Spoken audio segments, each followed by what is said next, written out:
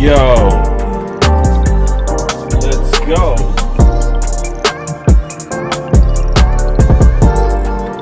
Yo,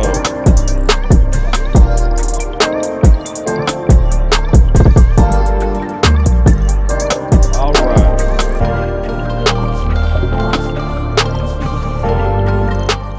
all right. So today we dealing with the battle for the cornerback two for the Dallas Cowboys, and we gonna be bringing y'all the film. Yeah, we gonna be bringing y'all the film, man. Because it's a lot of, obviously opinions out there, and that's common. But if you come to the Boss Cowboy Sports, we pride ourselves in having answers, not rumors, right? We don't care about that. We don't care about rumors. We care about answers. You want answers?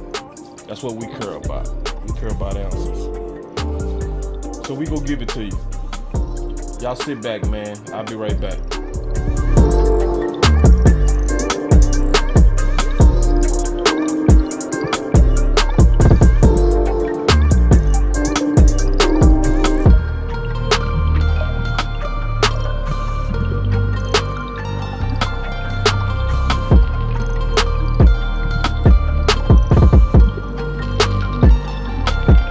Let's go.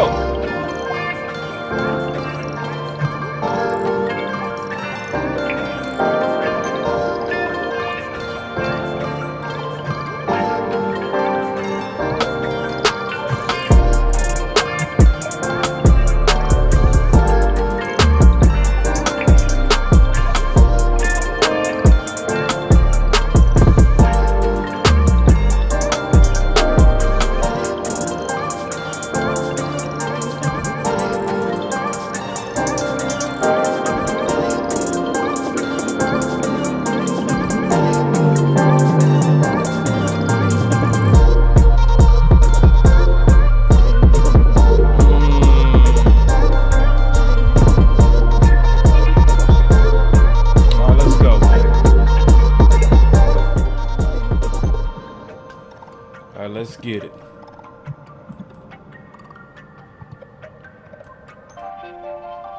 All right, let's go. Finna give y'all the business, man.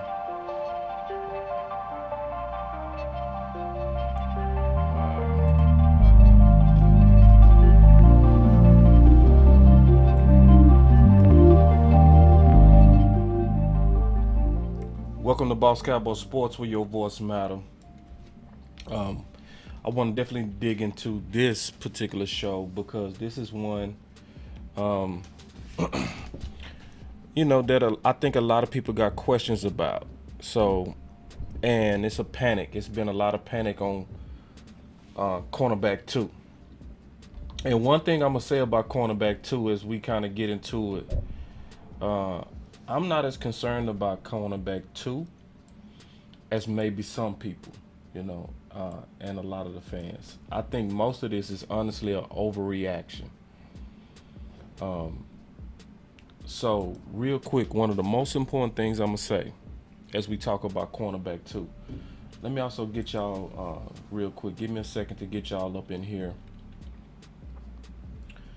I'm gonna make sure I get y'all comments on per DP. I said we got DP.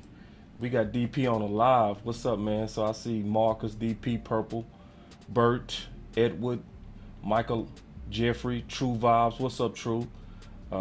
Jeffrey, Richard, holding down Facebook, man. I appreciate you holding down. Thomas, William. So what's up? I want to first say what's up to y'all, but the very first thing I'm gonna say before we get into cornerback two, and this is how I see it as we are right now, is we need to let the corners get cooked so they don't get burned in the playoffs. That's just really where we are, because I've already taken a good hard look at all these corners. I have a pretty good feel from a lot of research and film on these corners, right? But I'm gonna do it a little bit different today. I'm gonna go through the film on all these corners, our corners and the corners that we have in house. So the thing that I'm gonna say that's super important is whenever you grading corner, you can't grade corners, in my opinion, on highlights Yoga, fire, or even lowlights. flame. Yeah, that's just not the way to grade corner. You know, if you go grade corner, if you go look at corner, if I'm gonna be all the way honest with you, the way that you have to grade corner is you literally got to take your time and look at every passing play. It's just what you got to do. It is the work that has to be done if you're gonna talk with facts. Now, if you go talk with feelings, then you'll look at the television version and then you'll come out and say, hey, I have this feeling about this player or a feeling about this player. I always ask people that got opinions about anybody in the back end. I say, how did you research them? Because the answer to that question lets me know if you just talking or not. I'm going to be all the way honest. If you say, oh, I watched the game,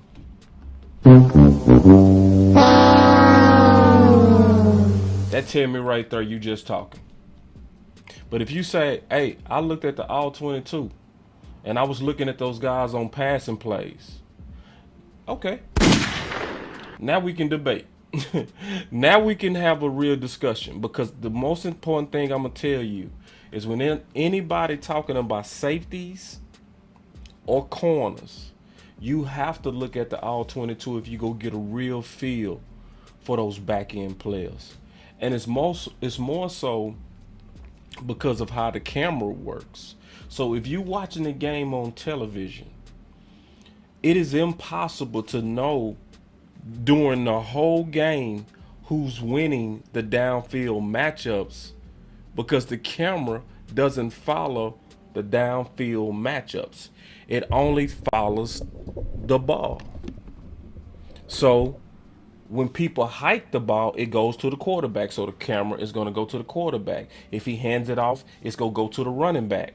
So there's a lot of stuff that's happening downfield that you don't see because the camera, when you're watching it on game day, does not show that action. So the only way to really truly have a true analysis of what's going on downfield is you have to wait till the All-22 come out. That's the only way to truly know. And you have to judge more than just the highlight plays and the low light plays to give you a feel of what's really going on. And we're going to do that today. But before we do that, I added some bonus I'm going to get into first. Right. Thomas Garrett, you said it right. Let me add your comment, Thomas, real quick. It's a good comment by Thomas. He said it follows the ball and interior right. So that's a Thomas, and that's how you always know if people just kind of, you know, in their emotions. Like if they talking about a certain defensive player, and it's like so. Now it's certain things you can see from games, because if they get attacked by the ball, okay, you can judge that play. Or if they feature, which they did a good job. I'm gonna tell you a game where they did a good job of really breaking down a matchup during a game, during a live game, when Minnesota was playing Philly. Man, they were showing Jefferson and Slay and their one-on-ones the whole game. And they were showing that matchup downfield. So if it was a game like that where a play would happen and then they would turn around and show that matchup, okay, you can make a judgment on that. You know what I'm saying? So I'm just trying to give balance on how to really analyze corners and safeties, all right, before we get into it. But I first want to talk about something that's kind of stood out to me, and I already dealt with this. So I was gonna deal with this at the end. I'm gonna go ahead and give this to you at the beginning. So I did a film breakdown, not a film breakdown. I did a breakdown. I said T.Y. Hilton will create greater offensive explosiveness, and y'all go check that out. Obviously, it's gonna be on our videos. Go check that out. I did a video on that. It's doing good numbers. But go check it out, because then T.Y. came out today, and I'm gonna give a little bit more background on it before I get into this all-22 and start breaking down these corners. All right, but but Ty said, he said, warning, respect me. All right, and see, listen, I know a lot about Ty. Let me give some big background. See, obviously, I played football for the University of Houston. You know, I played football for the University of Houston. I played corner, so obviously I know a lot of Houston people because I was in that city so long. Okay, and so as the Cowboys would do their thing, even when I came back to Dallas, when the Cowboys would do their thing, right? I would still be in contact with a lot of Houston people. And the number one thing they used to talk about, and I'm serious, the number one thing they used to hate, trust me, they used to hate when T.Y. Hilton came to town. I'm talking about T.Y. is a dog. See, he not in our division, so we don't really care about them. But I knew all about T.Y. from Houston, just watching them complain. And this is why I'm glad he having a debut game versus Philly. Because see, this is one thing I know about T.Y. T.Y. consistently turns up against division opponents. So he turns up. He plays angry when he going against a division opponents. So like it wasn't surprising to me. Now a lot of Cowboy fans like, oh man, wait, that dude sound like a dog. I'm like, bro, trust me, he is. He is a dog. So, and he meant what he said. Let me read what he said, bro. Cause I love it. Cause I know he dead serious. He's serious, bro. He ain't joking. This ain't no cap. He said, you have to respect me. Hilton said, you have to account for me. I can still run. So if you think you're just gonna come up there and play press man to man and not get ran by, then you crazy. Bro. He's serious, bro. Trust me, bro. Bruh. He is serious. So, like, and I'm already knowing this coming. I said in my video, I ain't sitting back waiting. I ain't sitting back like, I hope so. Maybe something, bro. Now, I'm going to be on that I told you so train. I'm going to be on that. I'm going to be like, bro, I told you, bro. This dude, and then this is the thing. They going to be putting T.Y. against third corners now. T.Y. was used to going against the best of every team. So he dead serious when he say, you think you go put one of them old young third corners on me and don't think I'm gonna eat? Boy, you crazy. And he dead serious. So, you know, like that drop we saw with Noah Brown, bro, I'm not worried. That ain't gonna happen with T.Y. T.Y. is a pro. And the most important thing before we get into this All-22, the most important thing before we get into the All-22 is the fact that he could be going against third string corners, and the fact that the reports are that he came in excellent shape.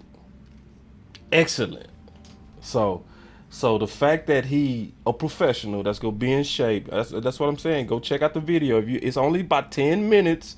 It's not one of my normal 2-hour shows. It's about a 10-minute video where I'm warning. I'm like, say, bro, this dude go act up in the third receiver. Trust me.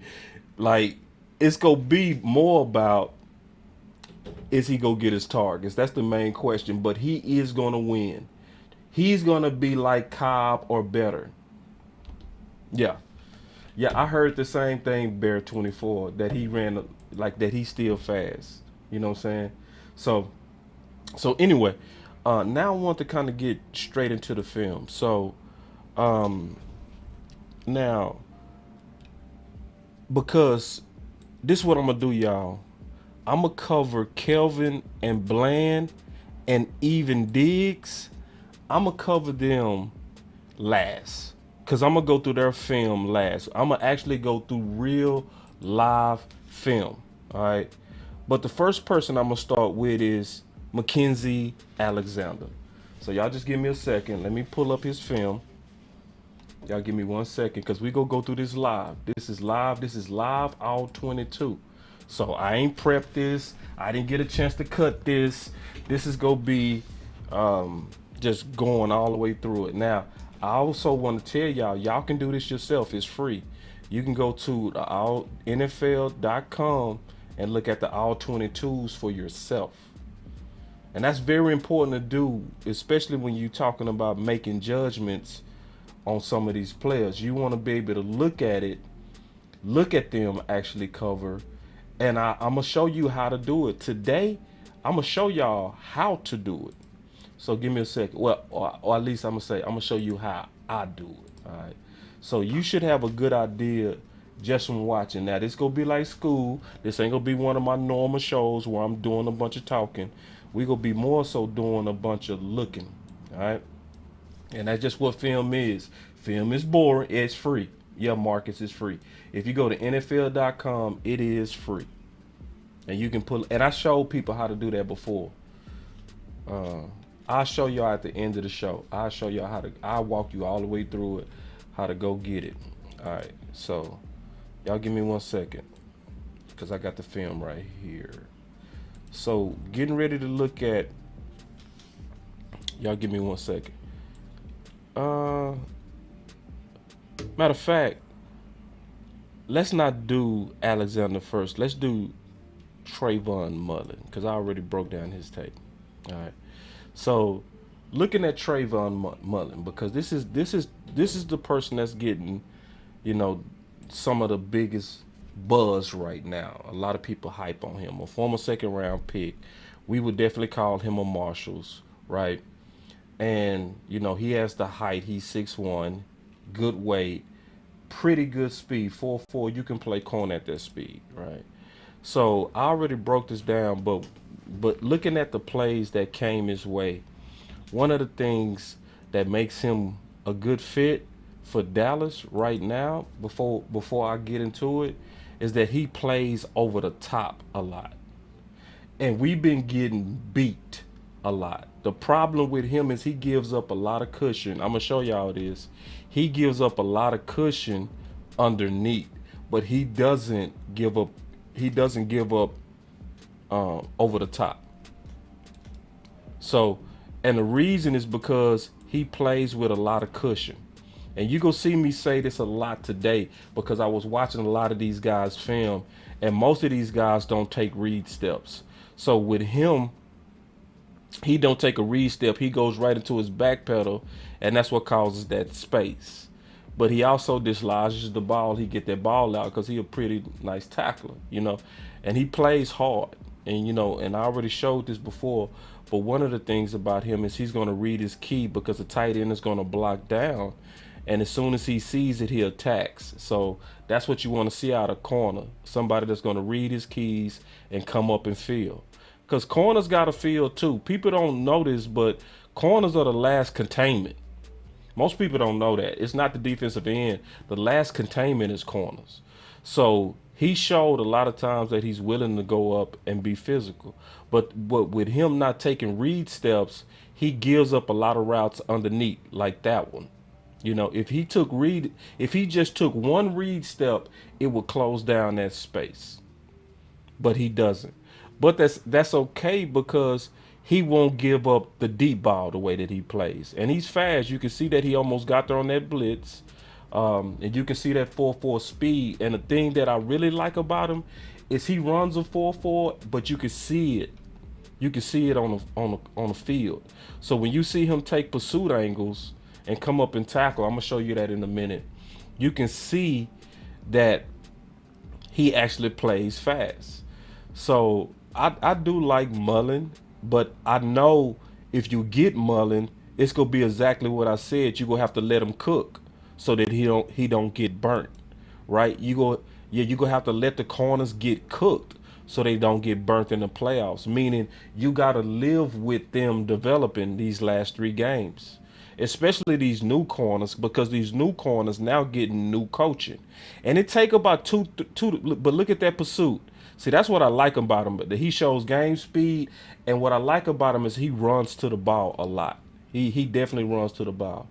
But I also want to be balanced to say he was also cut off this team this year.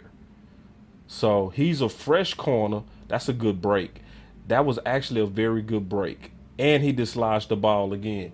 So you can see where he plays hard. You can see where he plays fast. The worst thing that I'm going to say as I'm observing the film, I don't know why, but Arizona, they kept playing outside leverage on man coverage. That is the dumbest thing in the world. And I could tell his scheme because both of the corners are doing it. It's not just Mullen. It's both of the corners. I don't have no idea why you would just give up that inside because it's open all day. You never give a receiver give up the inside in man coverage. But see, notice how he plays, which I was telling y'all, he gives up a lot underneath because he plays over top a lot and he don't take read steps. So when you don't take read steps, you go give up a lot of underneath routes. It's just what it is. So that read step, to explain that again, a read step is when you take a half a second to take a slow first back pedal. And the reason why you do that is because you are allowing that receiver to eat up your cushion slightly so that if he stops, you're not at full speed, you can come out your break and then attack them on anything underneath.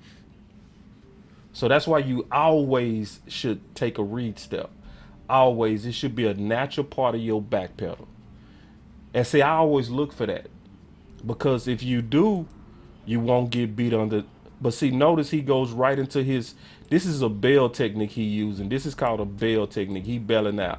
But notice he don't take a read step even on his bailout.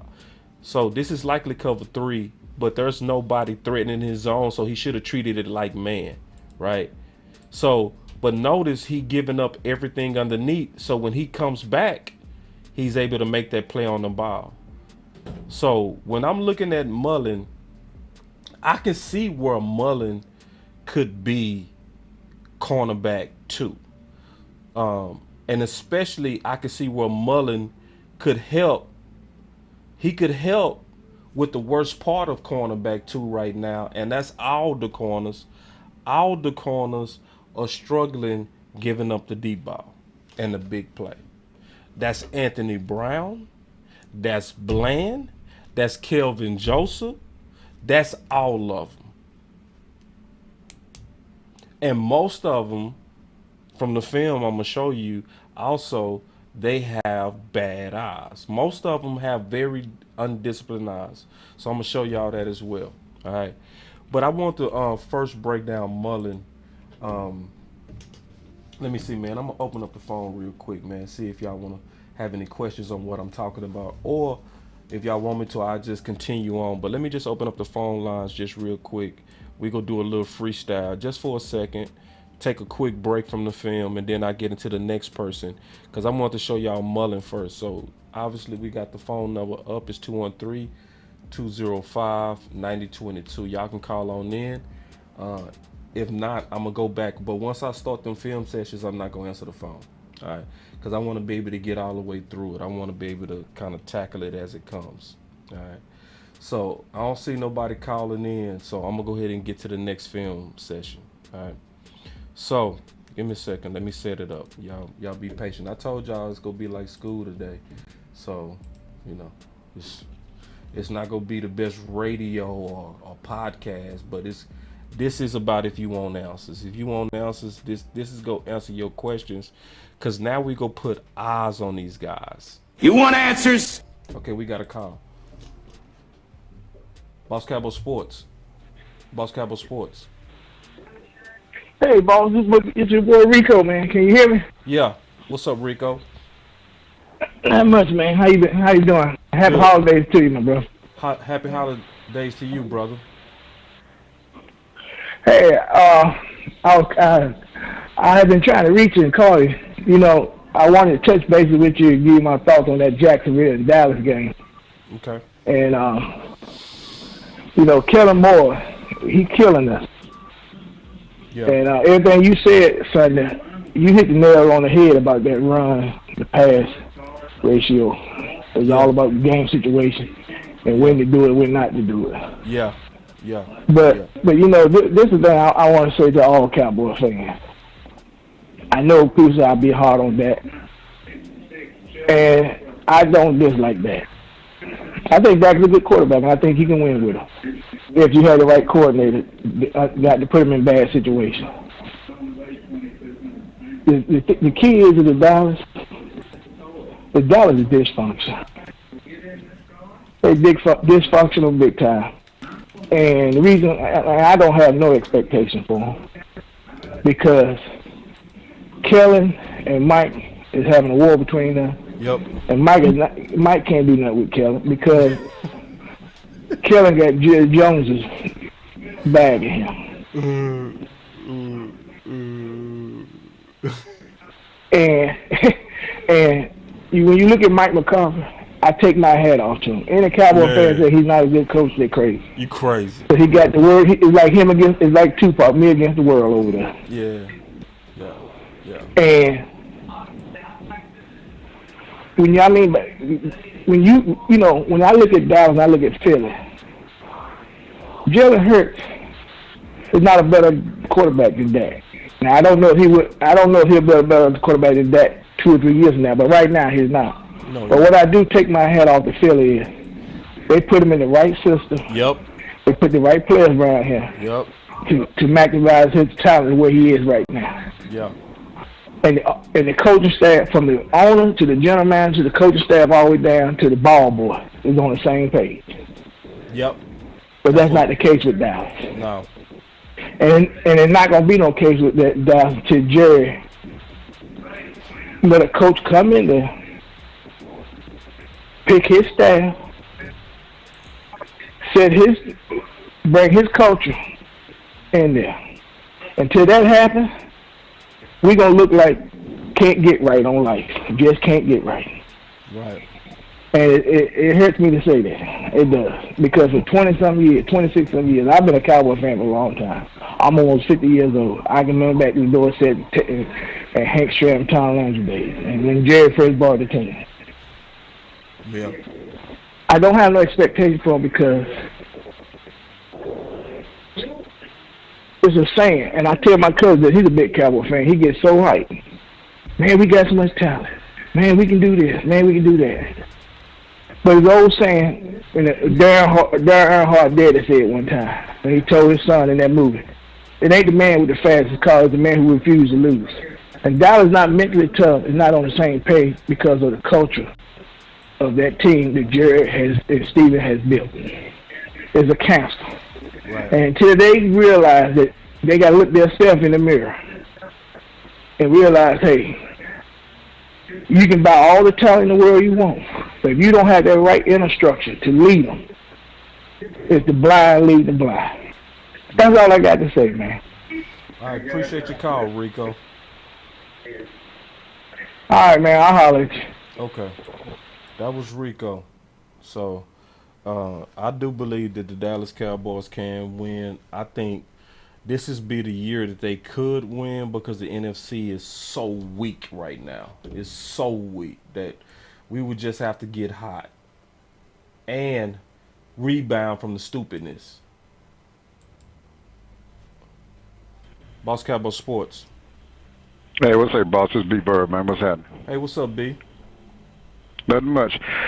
So, I had a question for you.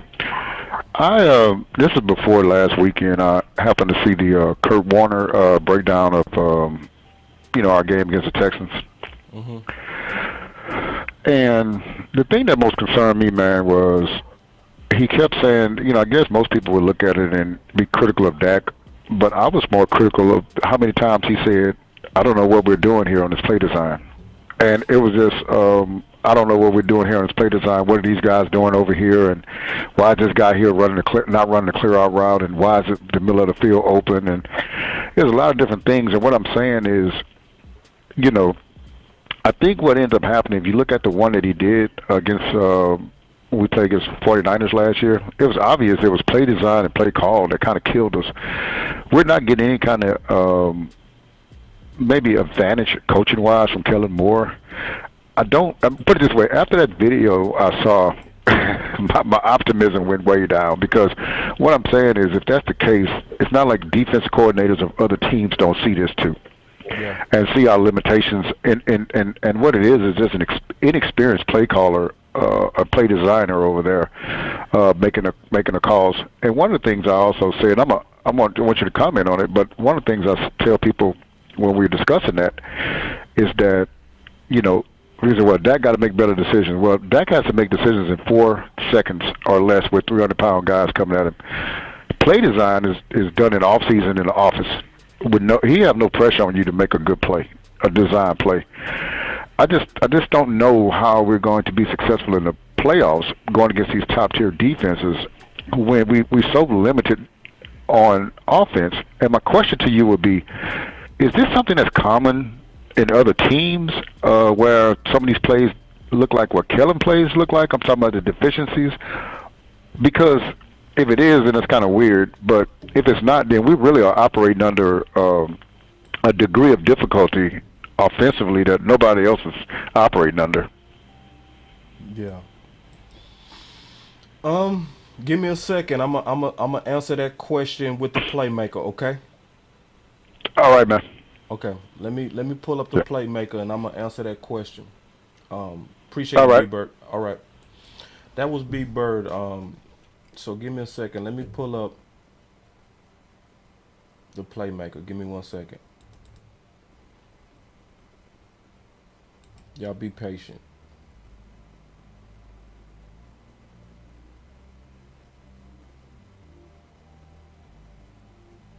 Give me 1 second.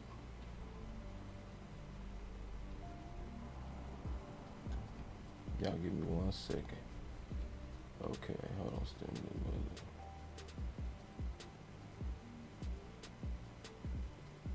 Oh, here we go.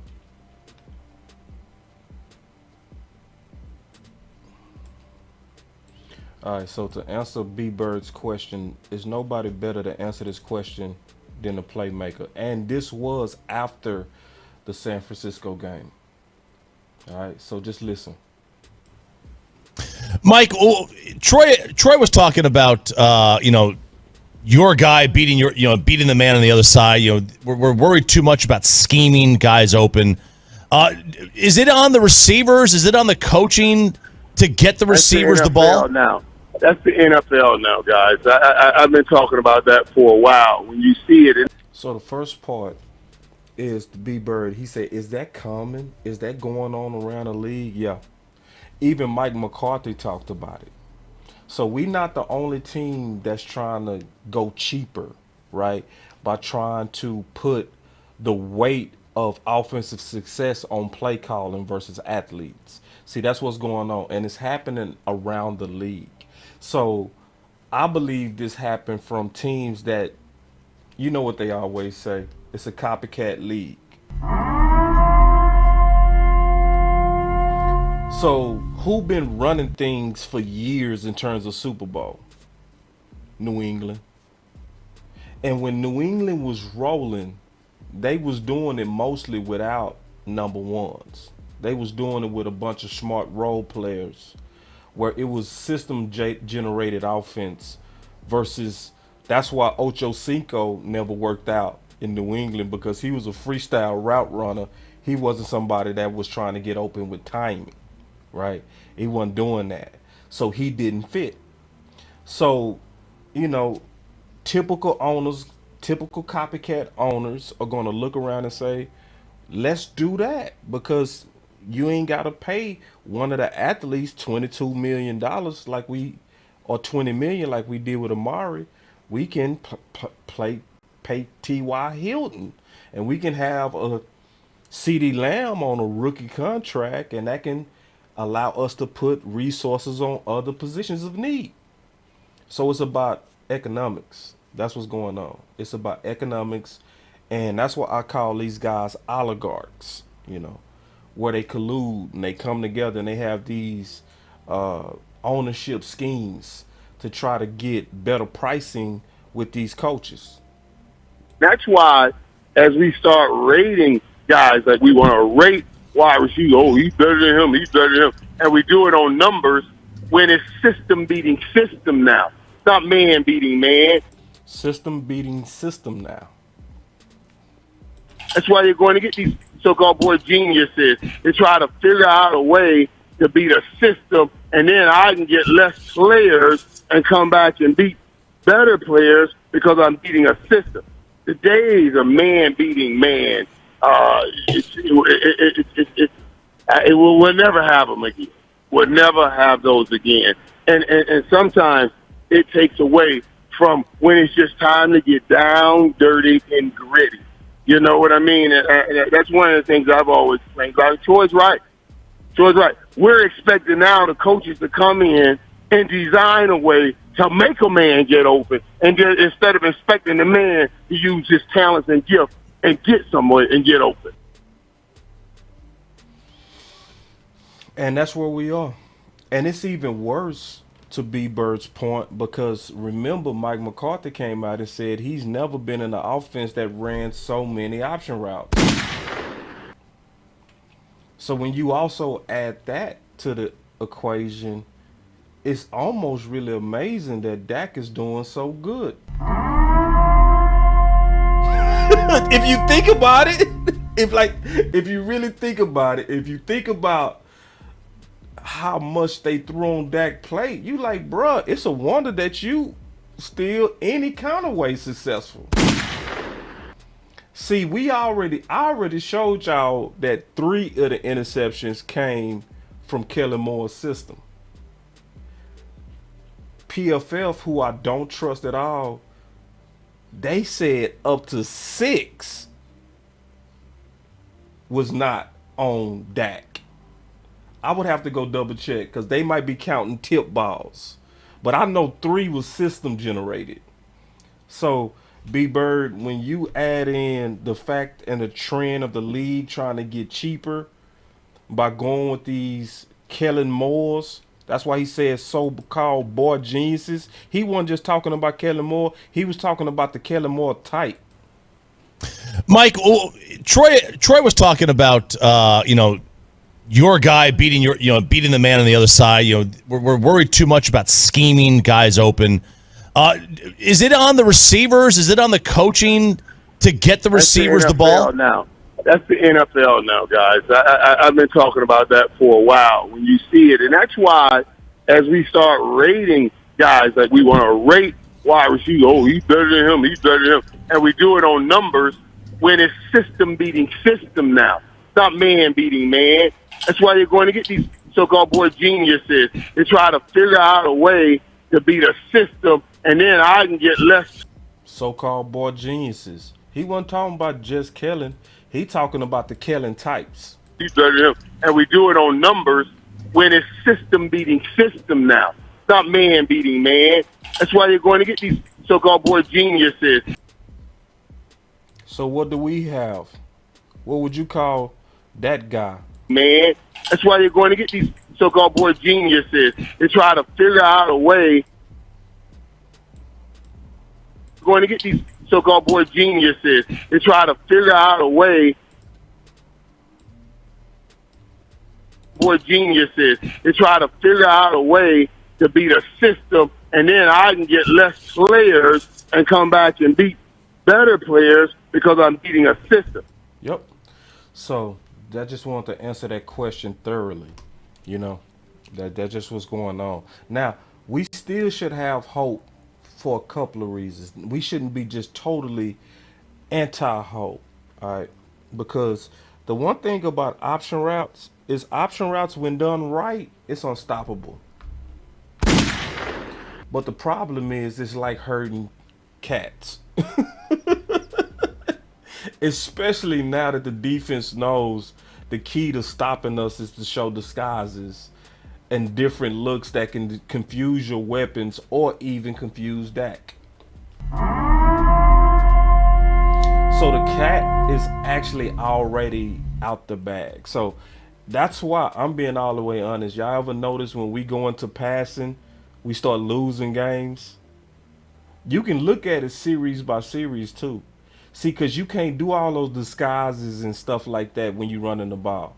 Because if you trying to do all this rotating and disguising when Zeke and them running down hill on you,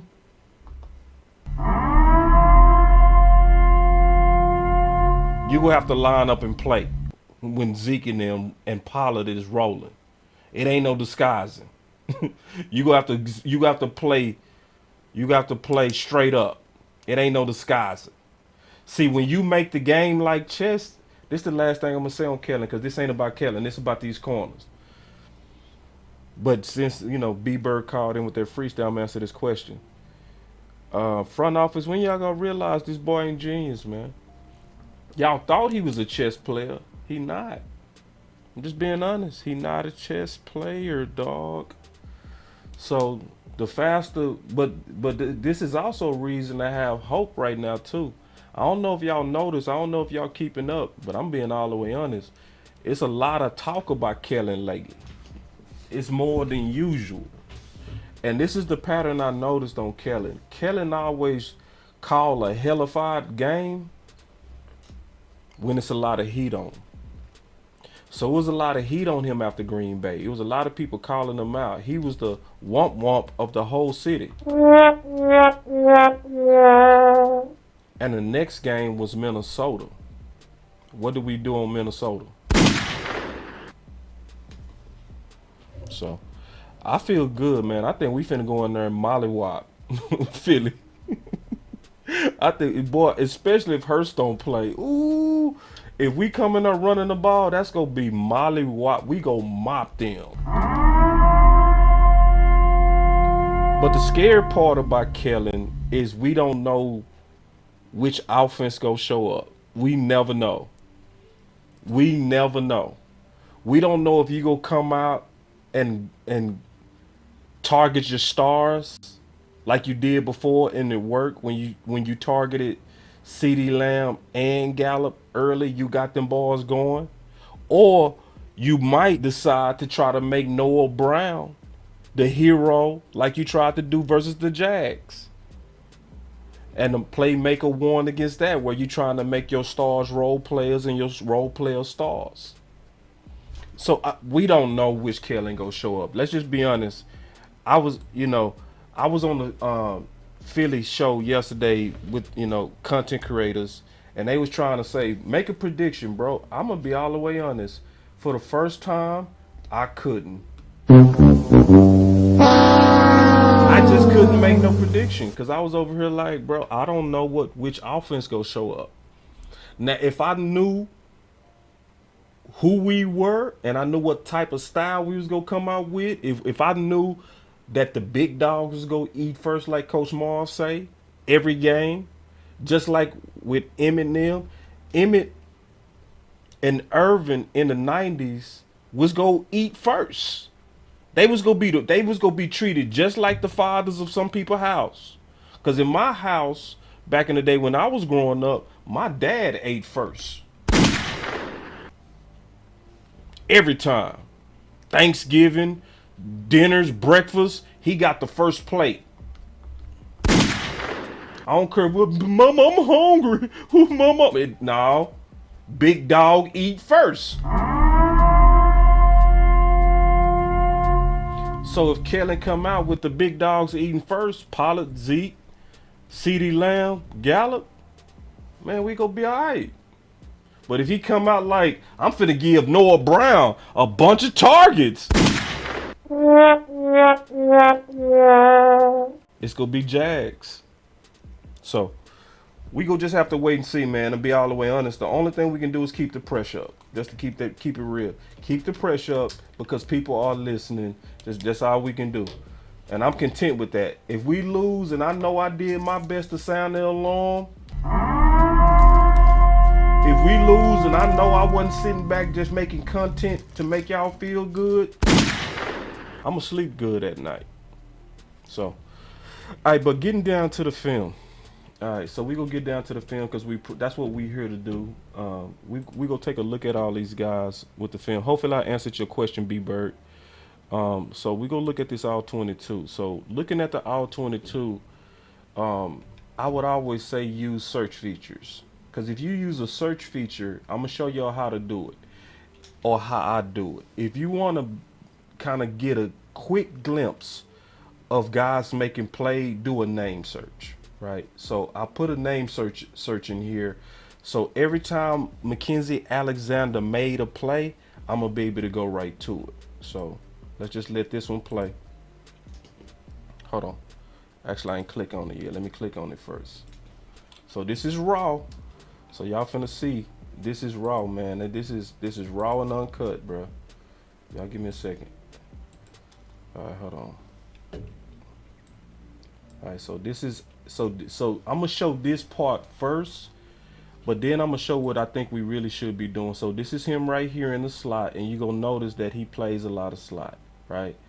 So and that's and this is also from last year. So keep in mind. So let me go to the next play where he made a play, and where we can just get a feel of him making plays.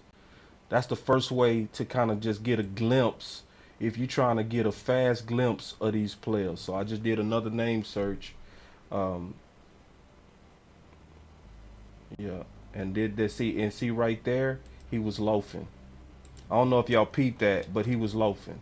So I'm gonna play it again, see if you can see it. So that's him in a slot. So obviously he's gonna get blocked, but then he loafing. He's slow to the ball. That's kind of being hard on him, but that was a loaf. I would give him a minus on that play just because of the loaf. All right. Now this is if you kind of just looking, trying to see when their name was called or when plays came their way. All right. So that's him right there going in motion. And one thing I can see even from this play, speed issues. I'm just keeping it real. If I'm just looking at this play, I'm gonna click on it again. It's one thing that I can clearly see, speed issues. It looked like the man ain't got no real speed. I know people like, we need to play Mackenzie Alexander. All right, I don't know. But see, this is the thing. If you play Mackenzie Alexander, what you're gonna be doing and what you really are looking for him to do is come in and play the nickel. If he coming in to play the nickel, and let me say one thing that I think a lot of people not really seeing, but I'm gonna say it. Corner 2 is actually done. It's the nickel position that's not. Okay? People might not notice, but the corner 2 right now for the Dallas Cowboys is bland. So what you got to do is you got to look at okay, let me show you how to see it. I'm going to show you by the film how to see it. Give me 1 second. Let me go back to the film and show you how to see it. So in this particular alignment or personnel, this is 11, right? So that's 3 receivers. 1, 2, 3. Okay. On the outside, they have a tight end. Okay. 1 back.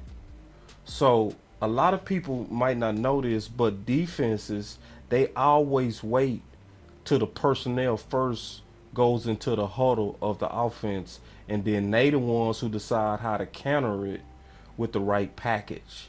So you always counter 11 personnel with a nickel package with 3 corners, because you can have 2 types of nickel packages. You can have a safety nickel package, that's where you got 3 safeties, or you can have 3 corners. If you're going to counter 11 personnel, they're going to do it with 3 corners. 1, 2, 3. Okay? So with Dallas, if they don't have, let's say if they come out with a 12 personnel and they take one of these receivers out, right, and substitute that receiver for a tight end. With 12 personnel, you're going to likely counter 12 personnel with a strong side linebacker. And when you do that, that's going to leave 2 corners on the field called a base defense. Okay? And in the base defense, your starting corners, when Dallas was playing in a base defense, which they do about 30% of the time, it was always Diggs and Bland. So some people, like, even though my thumbnail saying battle for corner 2, to be honest, it's really no battle for corner two. It's more so a battle for the nickel. That's really what's going on. It's a battle for who go be the 3 corners that come out there to match up against 11 personnel or 3 receiver sets. So I just want to explain that. All right, here we go. So let me go back to his plan. All right. So I told y'all this gonna be like school, man. So if y'all like film and y'all like, if y'all like, You want answers? then you came to the right place, bro. All right, so here we go. All right. So let me look at another play. So this is another play that went his way. And I'm just showing you a way to kind of judge their athleticism when the ball comes their way, okay? So one of the things that I always do when I'm trying to get a real quick assessment of what I'm dealing with, I'm going to look at when the plays came your way. And yeah, he playing hard, but bro, I'm being all the way honest, bro. He looks slow to me, bro. I'm being all the way honest with y'all, bro. Just looking at the film, he don't look fast to me, and he looks like a liability. I wouldn't trust him in coverage, just from game speed.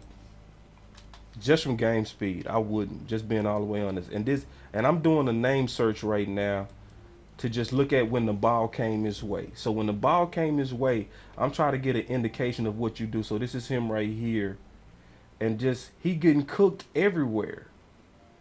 And obviously that's Cooper Kupp, but like he getting easy separation on him consistently. This ain't where it's tight. This is like he cooking them with ease. So let me do another one. And all I'm doing is I'm just checking him out. I'm just doing a preliminary check on his athleticism.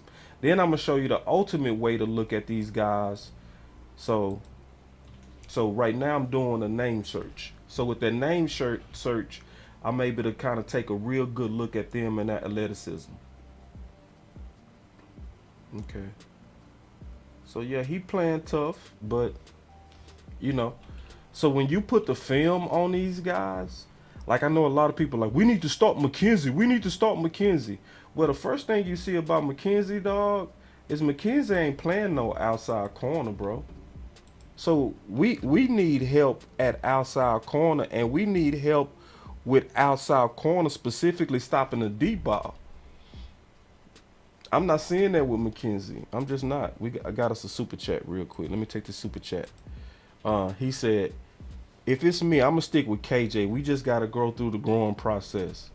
Bro, I ain't going to even lie to you, William. From me breaking down all these boys, I would too. I would stick with Kelvin Josephs. I would.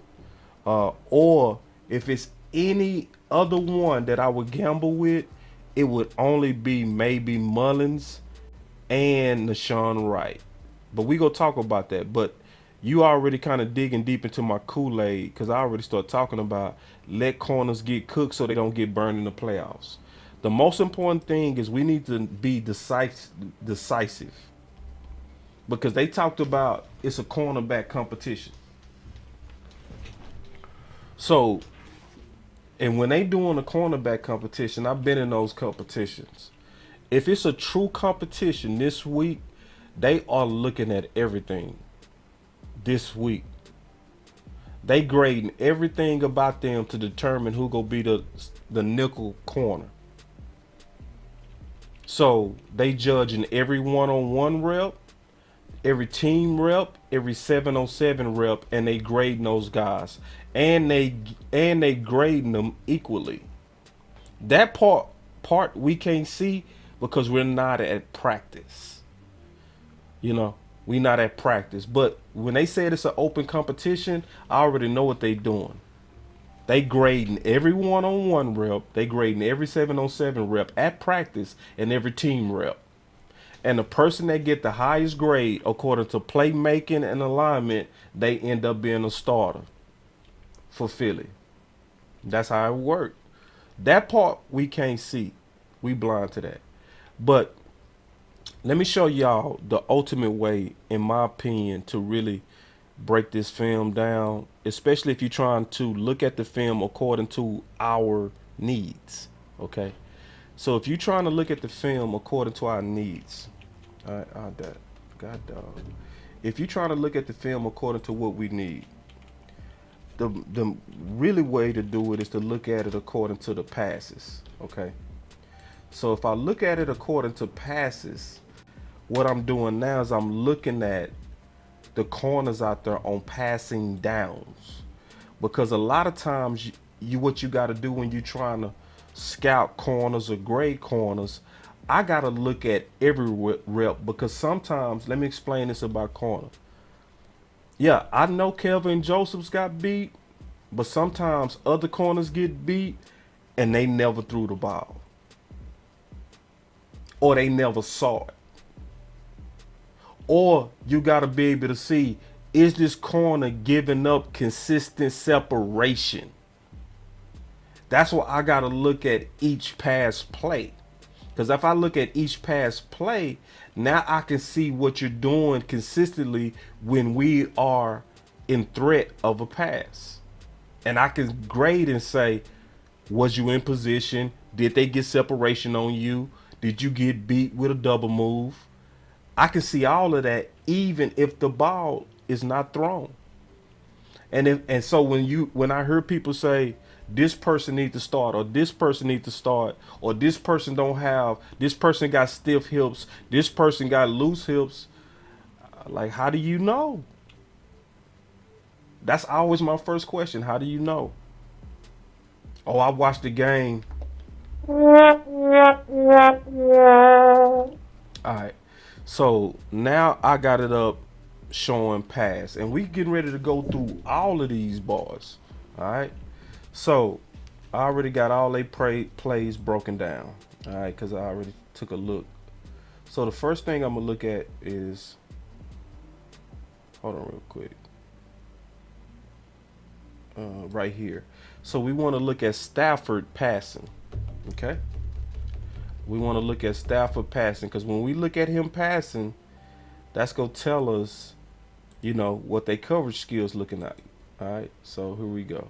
So I just clicked on the first pass play. First thing is to do is to find him, then see what he does. And see, one thing you can see, boy, do that look, hold on right quick. Let's keep it real. Keep it real now. Did that look fast to you? Did that look like he could keep up with Odell in that slot? Let's just be honest. What do your eyes see? Man, bro, that look.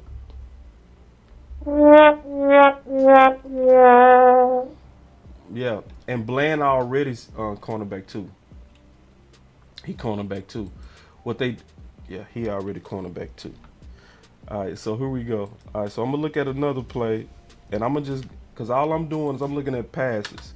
Because see, the most important thing is, now that I'm looking at passes, even though they didn't throw the ball, I can see, did you win that matchup? I can clearly see it, right? And this will let me know. So here we go again. They got him in a slot. It's a lot of people, hey, I want McKenzie. Okay, good coverage right there. You and the man hip. I ain't mad at that. I give you a plus on that particular play. So I'm looking at all the pass plays to get a feel of him covering. Okay, so now he coming over late. That's not good ever to see him coming over late. Let me see him in coverage. I will give him a plus right there. Even though it was no threat, I still will give him a plus. As I'm looking at the pass plays, he wasn't really threatened, but that's just what it is. If you was in position, I would give you a plus on that play. As I'm grading you, plus or minus, I give you a plus. So y'all also keep up and let me know what y'all give this. So this is a cover 2. And they ran a zone beater. That's really not his fault. But on this game speed, I will still give him a minus. You know what I'm saying? Just keeping it real. Just that game speed looks so womp to me. It just do. So now I'm looking at pass plays again as I'm judging this corner. Okay. And that's all I'm doing. Like when you're threatened, let me see what you do when you're threatened. So I see him in the slot.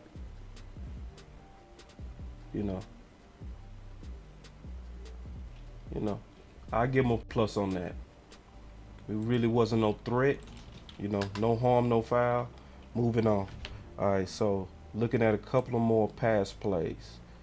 Let me see. Give me 1 second. And see, that's why the only thing I did is I pulled up pass because that's the most important thing I need to see right now, right? So, in some of these plays, I could show you that Minnesota was going through the same thing Dallas was going through. Hold on real quick. Let me go back to that play because it was a reason why I pulled it up. Let me go look. Okay, so he in the slot. Let me look at him on this pass play. Okay. Getting off a block. You know. Yeah. Not no real action right there. You know what I'm saying? But if I'm looking at him, just being all the way honest with my eyes, see, to me, he looks a little slow. I wouldn't want him on our field with as fast as our defense is, just being honest. I wouldn't even want him on our field. I wouldn't, you know. Just from what my eyes see, I know we picked him up, and this is looking at him from last year. So if I'm already wump on you from last year, what are you likely looking like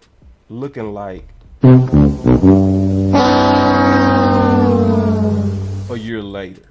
So then here's another McKenzie in the slot. So let me see.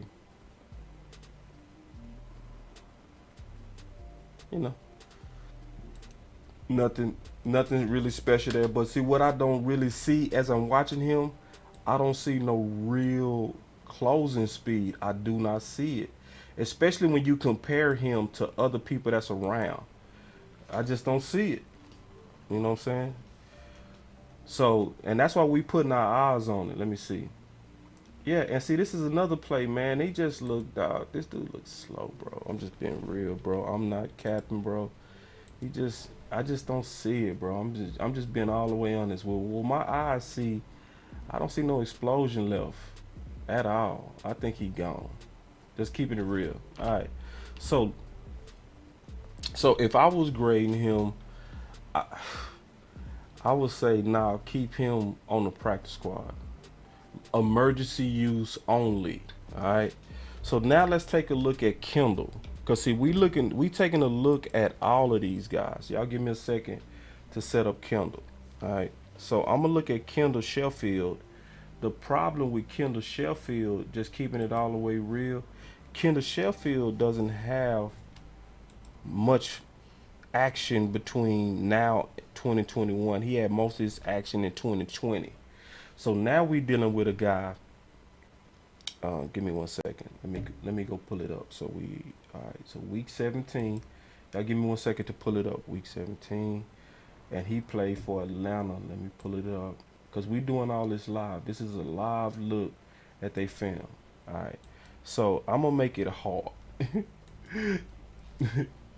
because I already looked at this, but I'm gonna look at this some more as we looking at cornerback too. All right. All right, so I got it up. All right, so we gonna do the same thing that we did on the last one. All right, so I'm gonna look up the passes. And I'm gonna look at when the ball comes his way. Okay, and I'm gonna just look at him in coverage. That's gonna tell me a lot. All right, so here we go.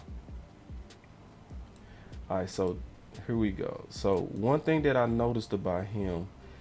The first thing I noticed about him, this is him at the bottom left. Hold on, we got us a super chat. Give me 1 second. Let me take the super chat real quick.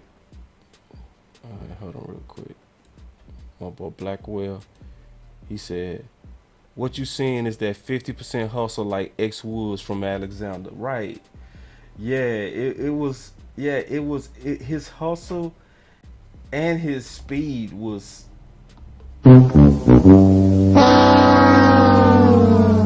see, that's why I can't wait to get into the Dallas film, because you go see a different speed level from all of our corners. Like, for real, you go see the difference. Now, one thing I want to say about Kendall, right? Kendall ran a 4.3. He ran a 4.3. But the problem is, and I'm just being honest, I don't really see the 4.3 when he plays. But that's okay. That's okay. That's fine. But this is the main thing about Kendall also. The main thing that I don't like about Kendall is he does not take read steps. He gets into his back pedal way too fast, and he slips a lot. And it's not just because this is a game on ice. I'm gonna show you a game where he playing in the cold, and I'm gonna show you a game where he not in the cold and he still slips. So let me go through this real quick. So he's at the bottom left, and you go see he does not take a read step. You see how he got into his back pedal? bro, bro, bro, you cannot, listen to me, you cannot get into your back pedal that fast because you are truly giving up everything underneath, and it's almost like you scared. Like, just look at it, bro. Just like, I am not tripping. Look at this. This is absolutely no read step. I mean, he got it to, and look at all that space he give up. And he go do it all day. See, because I know we be hearing these names. We need to play Kendall Sheffield. Let's take a look at their film first, bro. Like, real talk. Let's take a look at them. Let's first break them down. And then after we break them down, then we already know what to do. All right, so this is the next play. Another play that's a pass play. Let me pause.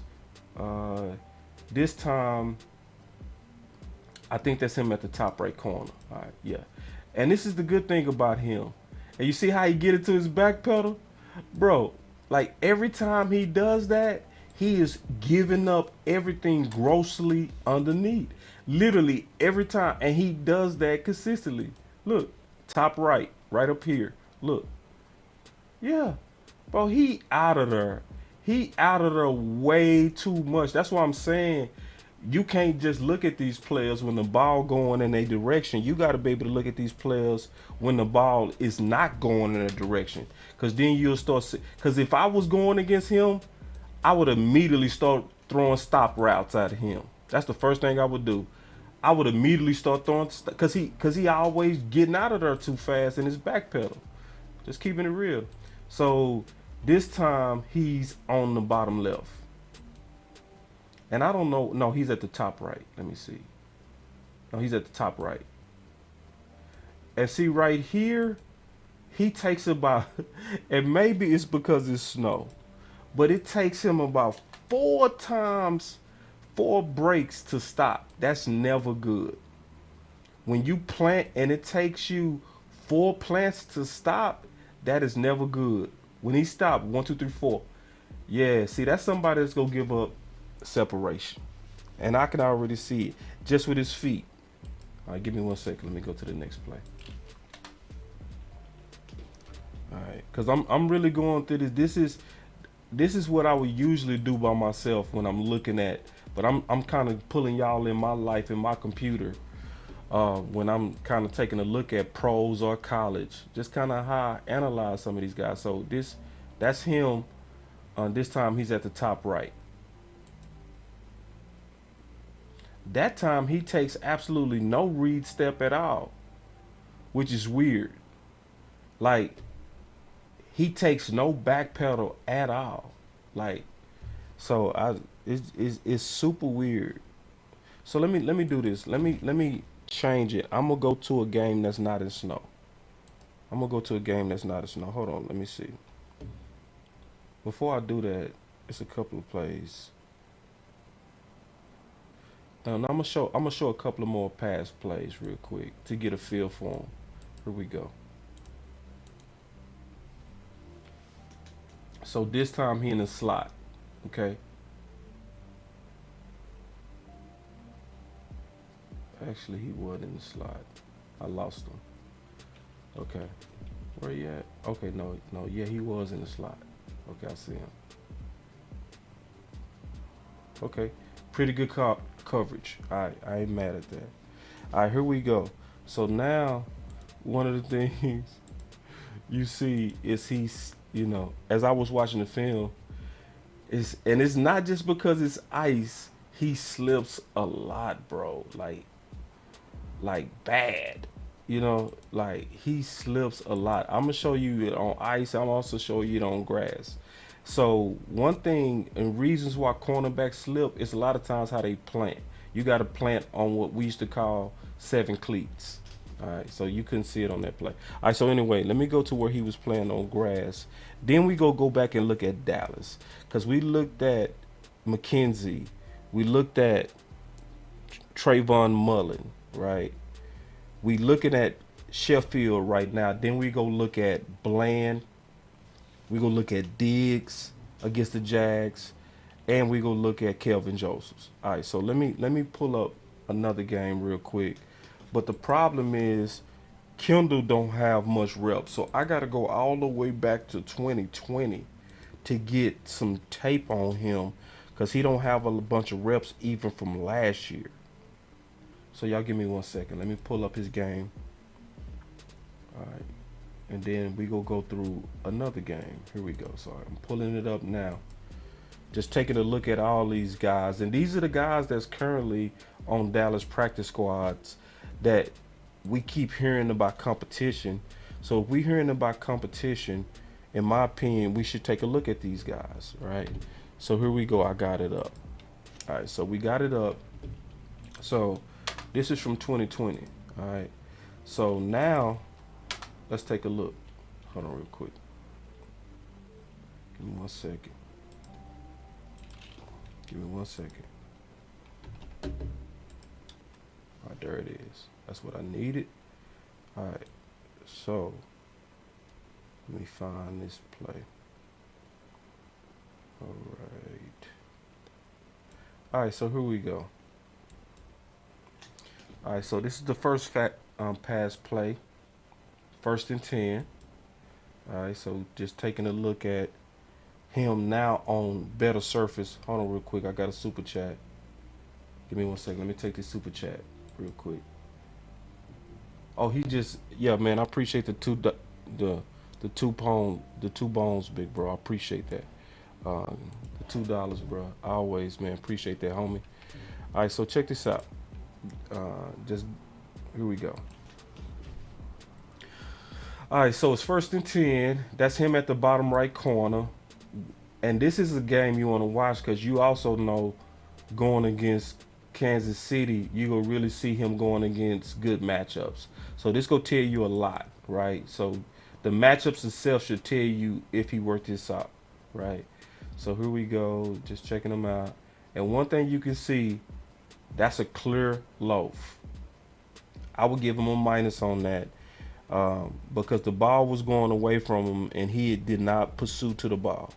That's a clear loaf. I would give him a minus on that just because he was loafing, right? Especially early in the game. All right, so here's another one, looking at another pass play as we looking at him. All right, and just trying to, and what I'm doing is I'm putting film on these guys so we not guessing. We go now have a mental picture of what we dealing with all these guys, not just guessing. Let's go put Sheffield out there. Let's go with McKenzie. Let's go with Kelvin. Let's go with no, bro. Let's put eyes on these guys. All right. So now that's him at the bottom right. Let me see. They playing cover 2. Now one thing about him that I can see that's different already is you can see that he's faster. Sheffield is faster clearly than Alexander. To me, you can see the speed when he plays. He's much faster. So let me go to the next play. 3rd and 1. So it's 3rd and 1. He's lined up in the slot. He get bullied on that block. It's all right. All right, so you get bullied on that block. You didn't get off the block. I will give you a minus on that just because I felt like you was soft. All right, so here we go. So this is the next passing play. I didn't see the down and distance, but that's him singled up. Yeah. And I would call that bad coverage.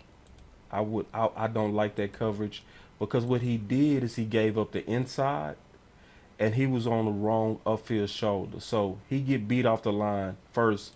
He already backpedaling, and you can see the receiver already committed to his route.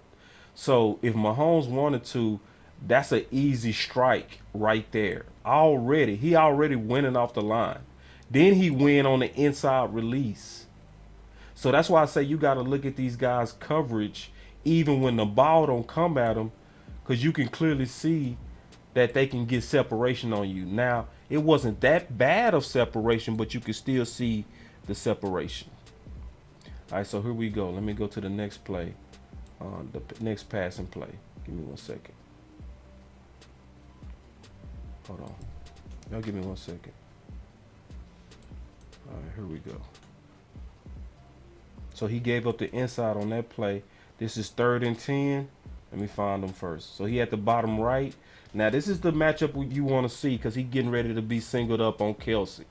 So when you singled up on Kelsey right here at the bottom, we want to see how you match up on a big body guy, right? Because we know Kelsey ain't gonna beat you with speed. He gonna beat you with nuanced route running and playing you like a small forward. He gonna get big on you. All right, so let's see how he do. All right, he singled up one-on-one on Kelsey, and he's in the boundary. That's how you know it's man coverage. He's in the boundary. Now, that's actually good. Off the release, that's much better than the other one. Physical, he get pushed off, and he makes a play on the ball. I'm cool with that. I'm cool with that. You know, going up, and I would expect that. A corner supposed to be the tight end. Yeah, a corner, you supposed to be the tight end. So that should make you feel good that he won with his matchup versus Kelsey. So let's go look at some more plays. Now, this is also from 2 years ago. So, you know. But remember, he was real fast. He runs a 4.3. So the good thing about him is that if he really got real game speed, he go close. He gonna be the type of person that's gonna be able to close. All right, so, and I'm gonna show a couple of more times when he went against Kelsey. All right, hold on, let me find him first. So he at the bottom right. All right, let me check him out. Okay, nothing. Oh, this is why he loafing on this play too. He loafing on this play too. Like his pursuit angles, he don't take pursuit angles at all. Just a straight up a loafer, you know? So if the ball is away from him, he ain't gonna try to run it down. That's what I'm saying. I want a player to where it's your instinct to try to get in on. It's 3rd and 7. Let's check him out. He gonna be versus Kelly again. Kelsey. So let me see. Let me find him. Yeah, he bottom again. The ball is on the left hash, which is putting him in the boundary. Manned up, press on Kelsey. Let me check him out. Very good. Very good. Very good. Now, he lost at the top of the route. He lost once he got to the top of the route because Kelsey, it's hard to stop people like Kelsey because if they get their hands on you, they so strong, they get separation with subtle push-offs. But in terms of how he played him, with his feet, it was perfect. This is what you want to see. Yeah, this is what you want to see, especially out the gate. See right there, he commits, he on the right upfield shoulder, that's perfect. He right there in his hip. Yeah, and see, it's hard to throw. It's hard to throw when they're tight. I would give him a plus on that. Definitely give him a plus. Okay, so let me go to some more passing plays. So, you know, if we the type of team that's having trouble with stopping the pass, we want to look at the pass, right? That's why I'm looking at these 1st and 10. I'm looking at these pass plays. I'm trying to see how these guys cover, right? So that's him at the top right corner. Check him out. And it's one thing you go see right here. Clear separation. See, even though the ball didn't go his way, you can see that he lost. You can see that he lost. It's clear separation. Check it out again. Yeah, it's clear separation. Downfield separation. He was not glued at all once this route developed towards him. So they did a bracket. So at this point, it's man. At this point, it's man coverage. And that's about 5 yards of separation. So if Mahomes was aggressive, he could have fit that ball in there. You know? So he lost on that one. Just keeping it real. He lost, and it was a downfield loss. You know? It was a downfield loss. So that's why I look at plays. We should never just look at plays when the ball is thrown. You got to look at separation even when the ball is not thrown. Because it's not about if they got you. Sometimes it's about, if you're trying to judge corners, it's about could they have got you. 2nd and 5. And then we go to the Dallas film. All right. So looking at me at the top right corner again. So top right corner. See if he can. Now this is against Tyreek Hill. See, I want to see that. That's what you want to see. You want to see somebody that can run step for step with Tyreek Hill. Yeah. That's what you want to see, right? Because we already talked about that he ran a 4.3. He ran a 4.3. So he fast, but the ultimate test is with Tyreek Hill is streaking downfield. So let's see if so just watching it again, very good turn right there. He didn't allow Tyreek to eat up his cushion. Beautiful job. And yes, he's running stride for stride downfield. Love it. I would take that all day. All right. So, so as I'm looking at him and breaking him down, I'm going to be honest, I feel a little bit better about him than I obviously feel about Alexander, because you can see game speed that you couldn't see with Mackenzie Alexander. If I'm just letting this film speak, he's at the top right corner again. Top right. Right here. Let me see. Checking them out. Yeah.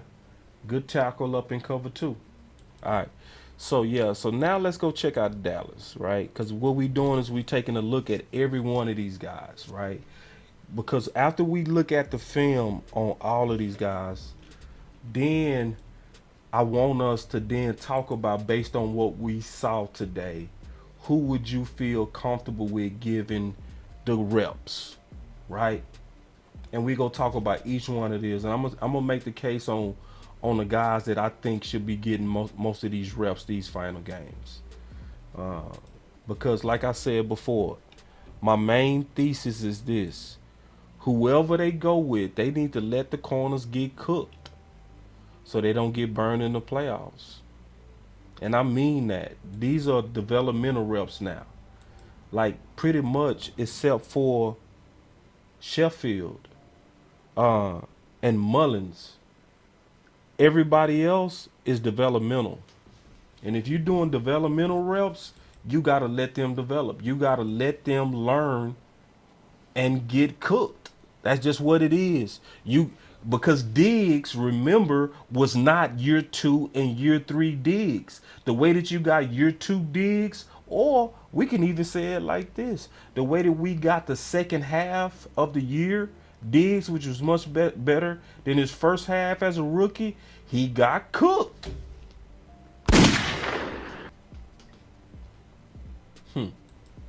So I mean what I say, man. Whoever we go with, Nashawn Wright, Kelvin Josephs, whoever, man, all this flip-flopping, no, bro. No. Whoever comes out of this week as the starting nickel, I'm going to be like, well, rock with it.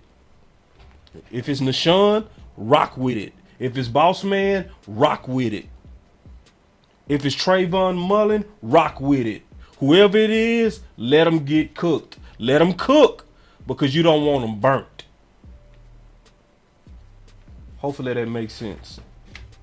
All right. So, yeah, I know that makes sense. It ain't no hope to it. It made sense. I made all the sense in the world on that. Yeah. Fantastic analysis by me. I give myself an A on that. Give me 1 second. I'm still pulling up the film. I'm just talking too much. Give me 1 second. Let me pull up this film. All right, here we go. All right, so I'm pulling up the Jags film now. Okay.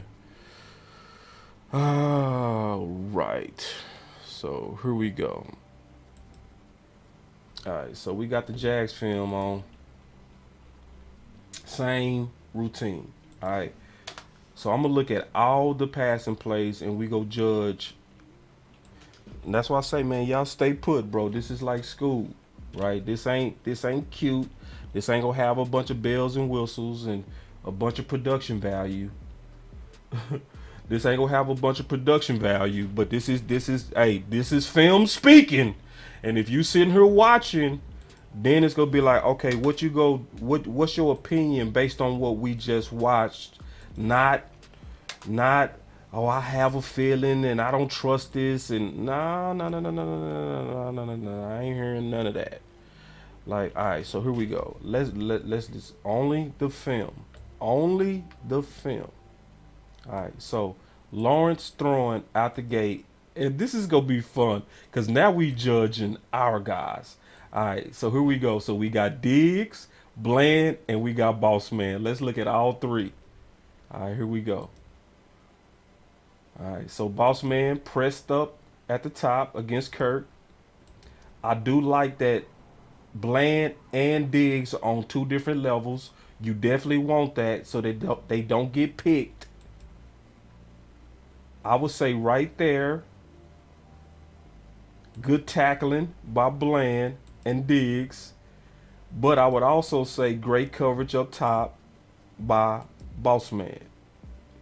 Press coverage, just look at Boss Man up at the top, singled up, right there in his hip, step for step. I'm cool with that coverage. I'm cool with the effort from all 3 of my corners. Next play. I loved it from all 3 of my corners. All right, so here we go.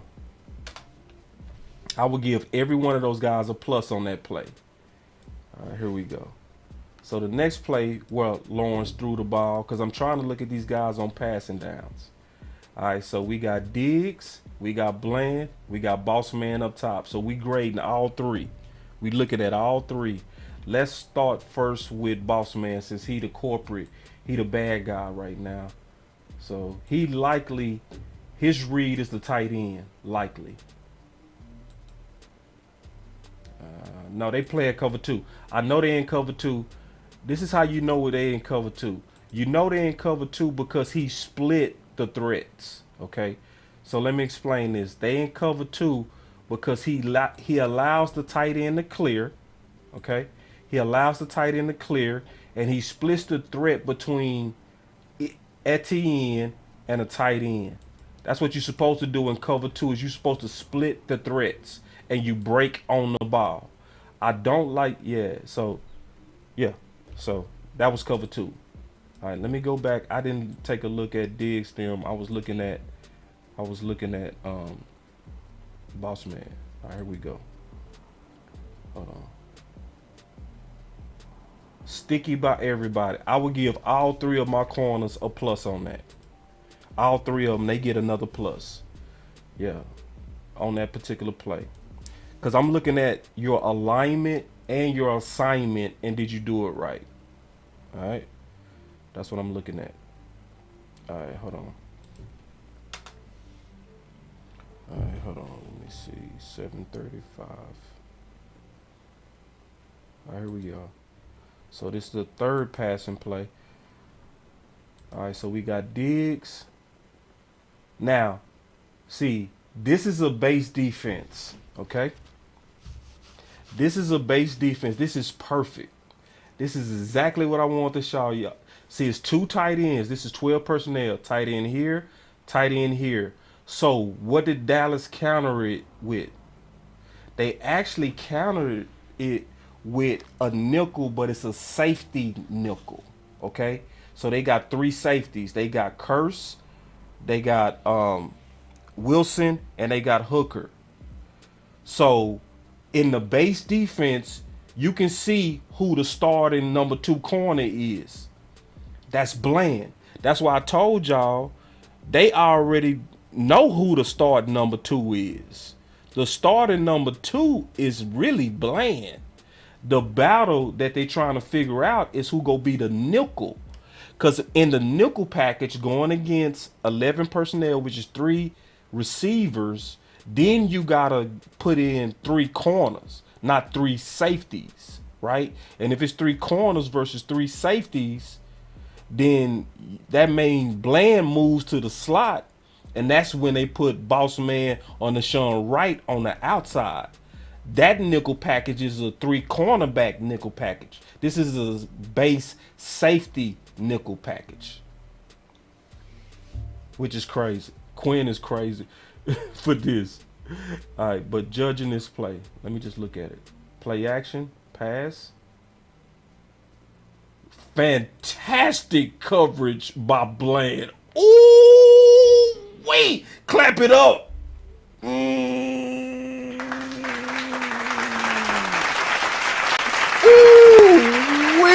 Man, clap it up. Let's look at this again, bro. Let me break this whole thing down. Jesus, I love this. This was good.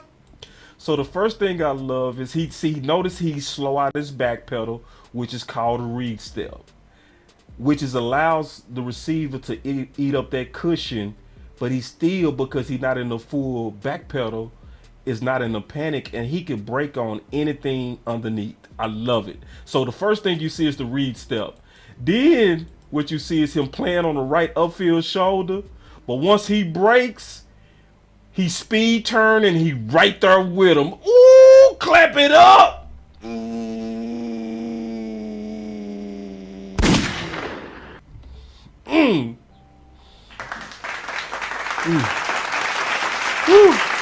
I love good coverage. My.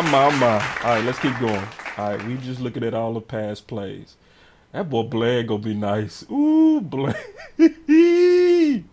All right, so this is the next passing play, because I'm trying to judge all these guys. I'm judging all these guys in coverage. That's why we're looking at the passing plays. All right, so we got Diggs. Now, this is a nickel. We talked about 11 personnel is what you pull out, the nickel personnel with corners. All right. So now we got all 3 out there. We got Kelvin Josephs, we got Bland, we got Diggs. All right. So let me start one at a time. I'm going to look at Kelvin Joseph's coverage.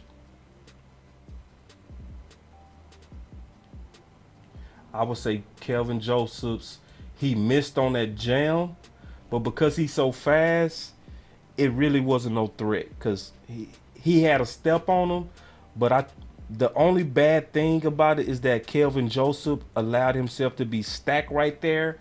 I would give him a minus, just because he got stacked. Yeah, I'm not cool with any of my corners getting stacked, because if you get stacked, stack is when a receiver get on top of you. Because if they get on top of you, you have to go through them to make a play on the ball. Okay. So that play was pretty much nothing. That was nothing. All right, so here we go. Let me go to the next play, because I'm looking at all these passing plays, because I'm judging all these guys real quick. So here we go. So let me see. All right. This is nickel package again. We got Bland, we got Josephs, we got Diggs. I'm looking at Kelvin first. Okay. Step for step. That's definitely a plus on that play. Let's look at Bland. Bland in the slot. Let me see. Takes a read step. Love it. So he's oh! Wait! Clap it up!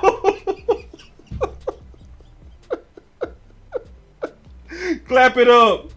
Ooh, man. This boy Bland, bro. God, dog.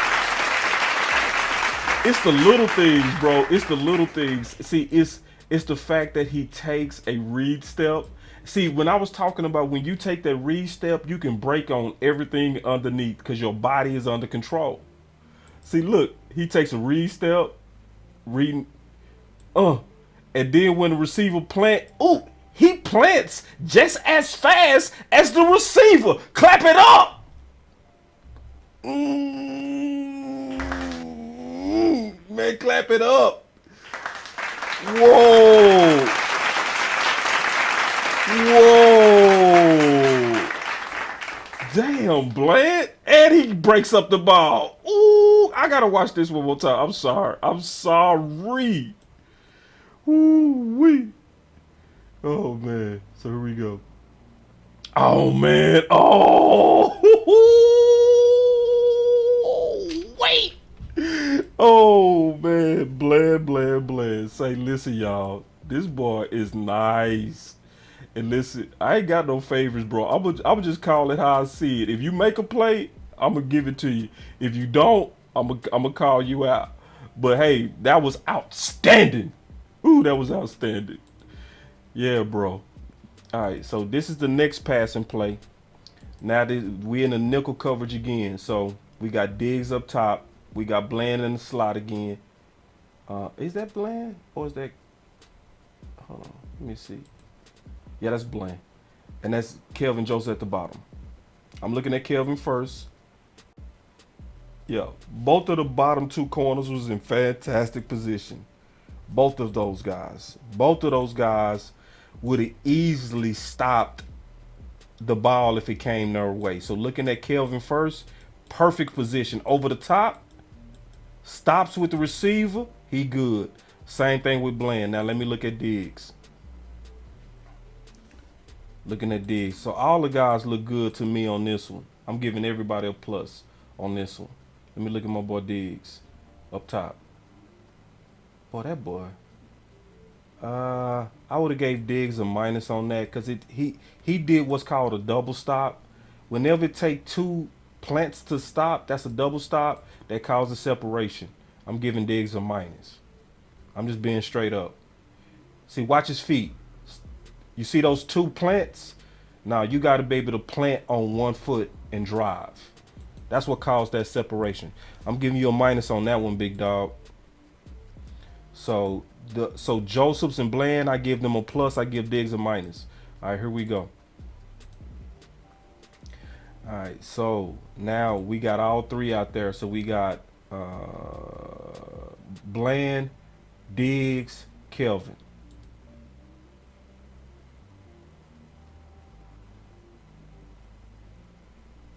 Kelvin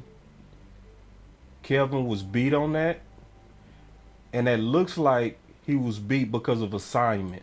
It looked like he saw his assignment late. Especially, they probably tricked him with all this motion, because you can see that they communicate. You see cursing them talking. So he was late. I would give him a minus on that.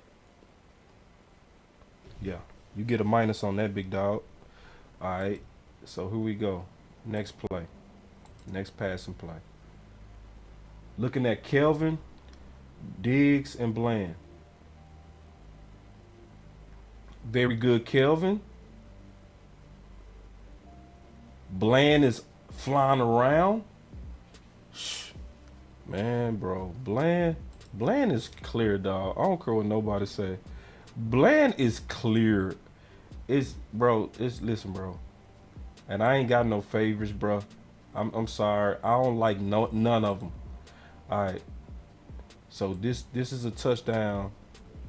Let me see. They say this is a touchdown. So let me check this out. All right. So we got all them balls out there. All right. So good coverage by Kelvin on that one. You know, that wasn't on him. All right. So next. All right, so let's go to the next passing play. So I'm looking at all the passing plays, y'all. Because if I'm going to judge these balls, I want to look at every one of them and see where they out of position. So we got Kelvin Josephs at the bottom in press coverage, right? We got Bland playing off, Diggs playing press.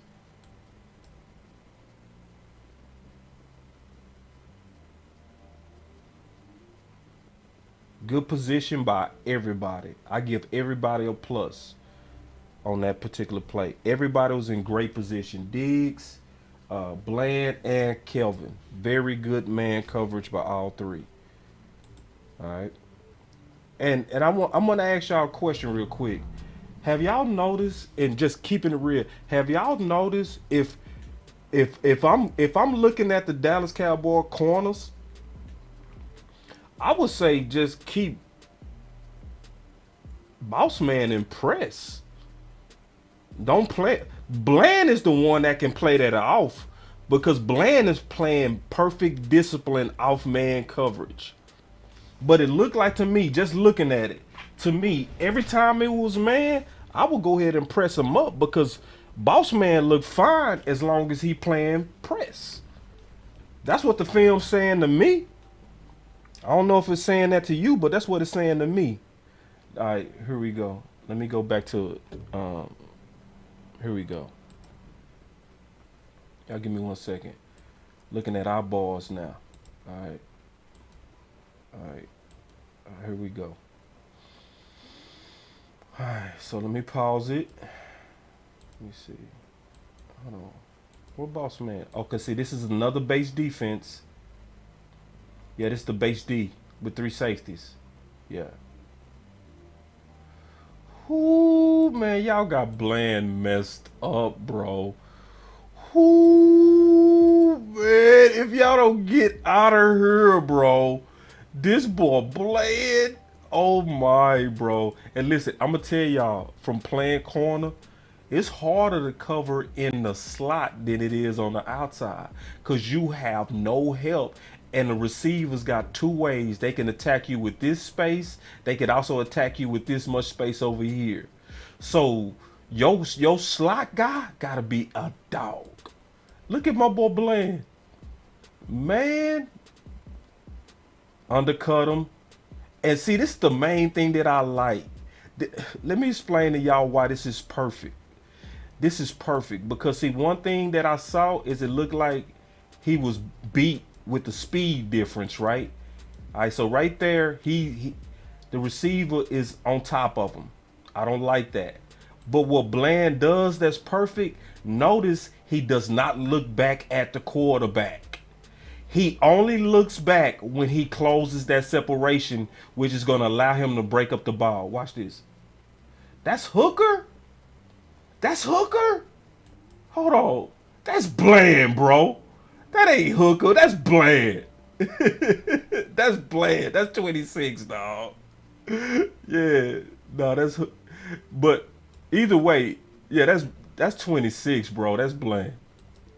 Hold on. Let me go back to it, though, because I got to show this. Because this is where, when you see us talking about eyes, this is what we talking about. So he gets beat right there. Like, the receiver got to step on him. But what he does that's perfect is he does not panic and look back and peek at the quarterback. Because whenever you peek at the quarterback, the receiver's going to get more and more separation. But he keeps his eye. Notice his eyes it looks back only when he can make a play on the ball. That is, man, clap it up for Bland. God dog. Wait. Hold on. You say check the digits. Let me check them digits, bro. No, that's 26, bro. That's Bland. That's Bland, bro. I checked the digits. That's 26, bro. Yeah, man. Yeah, that's 26. All right. All right, here we go. All right. It's hard to see, though, but that was 26. I'm certain. All right, so here we go. Another pass play. All right, let's look.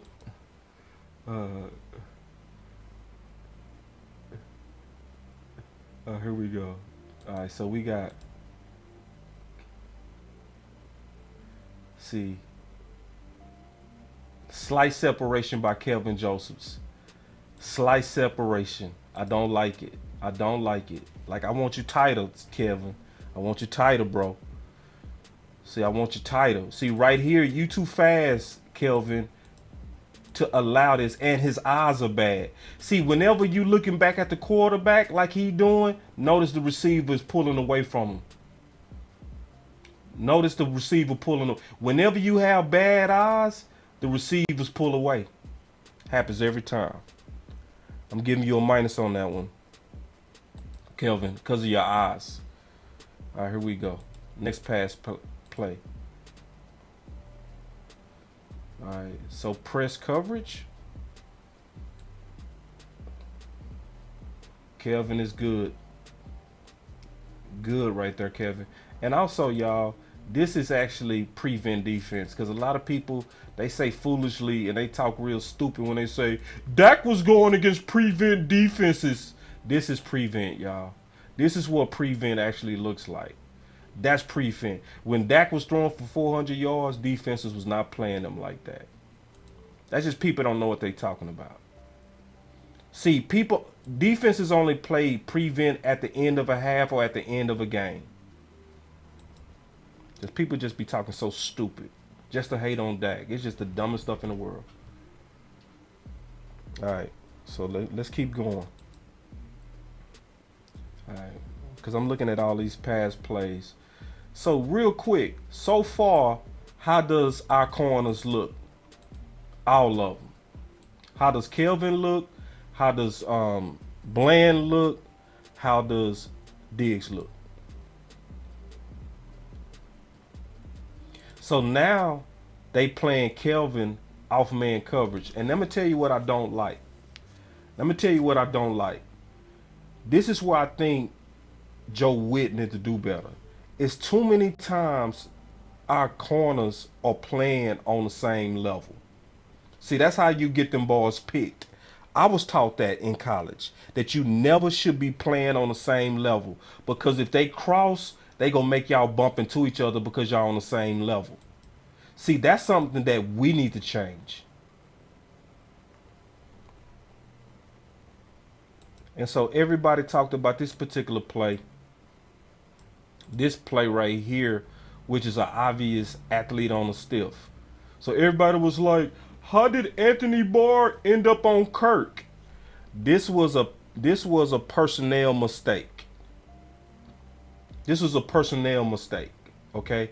So what happened is whenever the offense was subbing and they put in 11 personnel, that means whoever on that Dallas sideline that's supposed to be able to know whether it's 11 or 12, they called in the wrong package.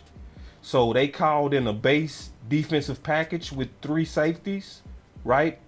Which then ended up having an athlete on a stiff. That's what happened. This is a prime example of athlete on a stiff.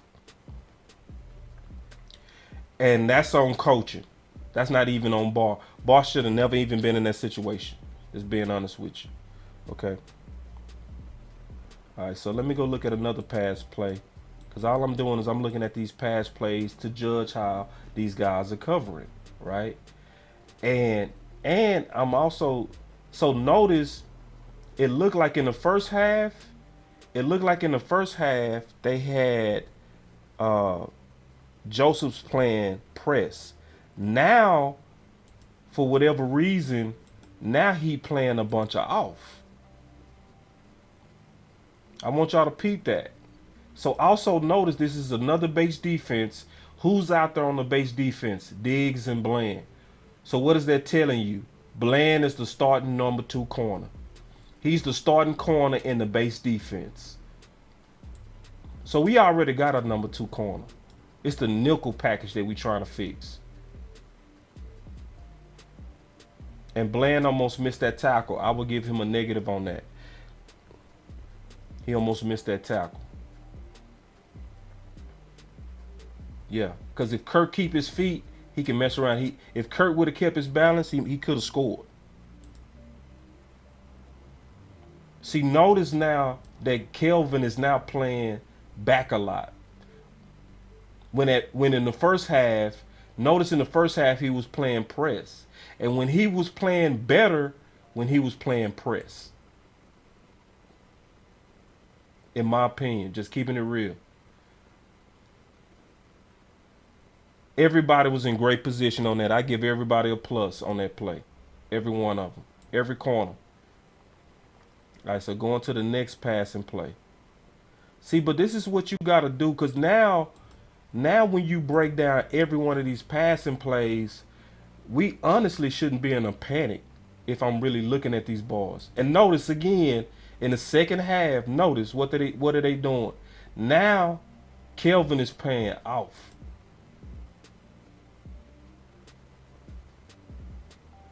Fantastic by Bland. Fantastic, man. Bland. Ooh, man, I'm done. Ooh, this boy Bland gonna be nice. Bland got that real corner swag, bro. I know that corner swag when I see it. He got real G swag to him. Ooh-wee. A base defense again. And who out there on the base D? Bland and Diggs. So who are your starting two corners? Bland and Diggs. So, see, that's what I'm saying. A lot of people be saying stuff, bro. Hold on. He said, boss, Brian Broder said the same thing. Joseph is better in press coverage. Bro, shit, Brian Broder's been watching the film because I swear to God, I'm seeing the same thing. You know what I mean? Just keeping it real. Like, maybe the way to fix boss man is when his man coverage, press him up. Yeah.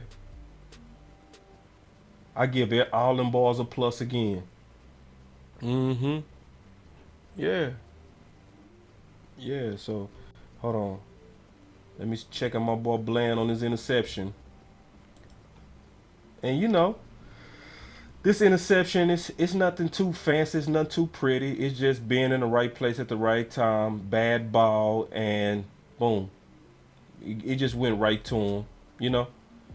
It wasn't nothing that he really just was in perfect position. It was just, you know, bad ball. He threw it right to him. More so a bad judgment by Lawrence, you know. Very bad judgment, you know. But good pick by Bland. All right, here we go. So now let's get into the worst 2 minutes of Kelvin Joseph's life.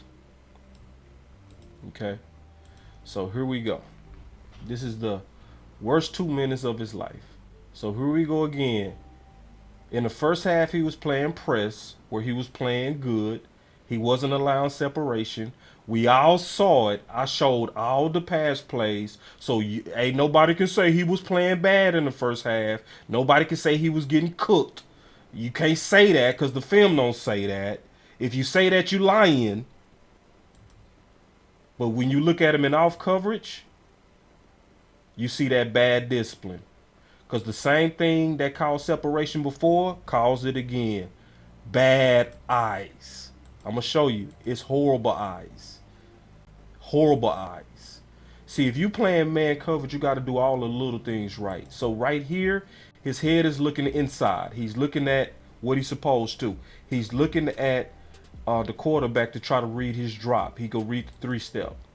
So right there, once you see play action, your eye's supposed to automatically go to the hips of this receiver and stay there. So notice, he stops. Where is Joseph's eyes? Where is Joseph's looking? Is he looking at the man or was he looking inside? He looking inside. And when you looking inside like that, cook Asian, cook Ola. But also notice that elite speed. Y'all, boy, man, say, boy. Some of y'all be quitting on balls way too fast. Don't even be noticing the see, because this is actually correctable. You can correct this a couple of ways. First of all, if I didn't trust him to fully have good discipline and off-man coverage, I would say, bro, don't read 3-step, because keep your eyes on the man the entire time. That would be my adjustment for him. If I didn't trust that he could actually go through the mechanics of reading 3-step right. Or I would say press up on him, bro. Every time it's man coverage, press up. See, and just watch. He get beat. Most people, this would have been a... Bro, watch how fast he make up on that. Bro, man, say... Boy, that recovery speed was real. Now, bad job. You got beat on that touchdown. Ain't nobody gonna give you no pass on that, big dog. I ain't giving you no pass on that. You know what I'm saying? You definitely got to play better. You definitely got to play better, big homie. You know what I'm saying? But I'm being honest. To me, that's not enough to give up on him. Not me. Some of y'all might, and I ain't tripping if you think that way. That's fine. That's cool. I'm not saying you wrong. I'm not saying you right. I wouldn't. I'm like, nah, bro. I'm gonna let this dude cook. I'm gonna let him cook so he don't get burnt. Later, when it count, I'm gonna teach him about that double move so it won't happen again. And so this is the play. This is another touchdown. No, it's not. But that right there was good coverage by Josephs. That was good coverage by Joseph. See, let me show y'all something. Let me show y'all something that's kind of messed up and how life is messed up. So a lot of people, this is how life is messed up. Life is real messed up because the Cowboy fans, they putting a lot of heat on Kelvin Josephs. And everybody love Curse right now. Everybody love Curse. Curse my favorite. Woo, listen to his press conference. Curse. Woo, if we was more like Curse. But if we let the film speak, Curse was beat right here. This was a touchdown. He just dropped it. On Curse. On Curse.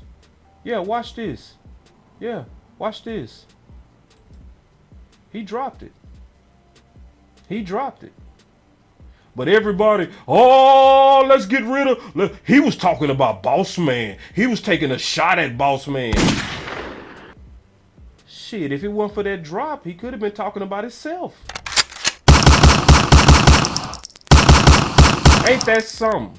Ain't that something? The same person we praising can do no wrong.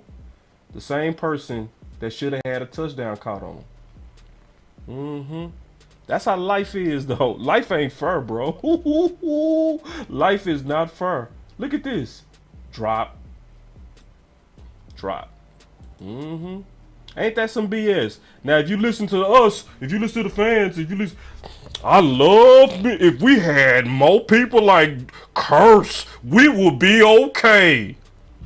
Really. It looked like he human too, dog. It looked like it should have been him. That's what it looked like. If we letting the film speak, all right. That's if we letting the film speak, though. If we not just going by opinions.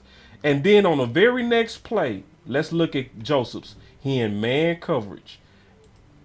Let's check him out. Good position there. Great position there. He tried to push off. Joseph didn't allow it. But what get Joseph again? His eyes. His eyes. It's his eyes that got him, bro. Look. I'm going to show you. I'm going to show you, bro. It's clear as day. Watch his eyes, bro. Watch his eyes. He in perfect position. Watch. Great position there. Great position there. He tried to push off, but look at his eyes right there. What he doing? Looking inside. Look at his eyes. Look at his eyes. And what my coach used to always say, and it ain't never been a lie, if you see the quarterback throw it, you go see that receiver catch it. So remember when Bland made that play, what did his eyes do when that receiver had separation? He kept his eyes on the man and he kept running. And once he caught back up to him, then he looked and he was able to make a play on the ball. So my question is this fixable?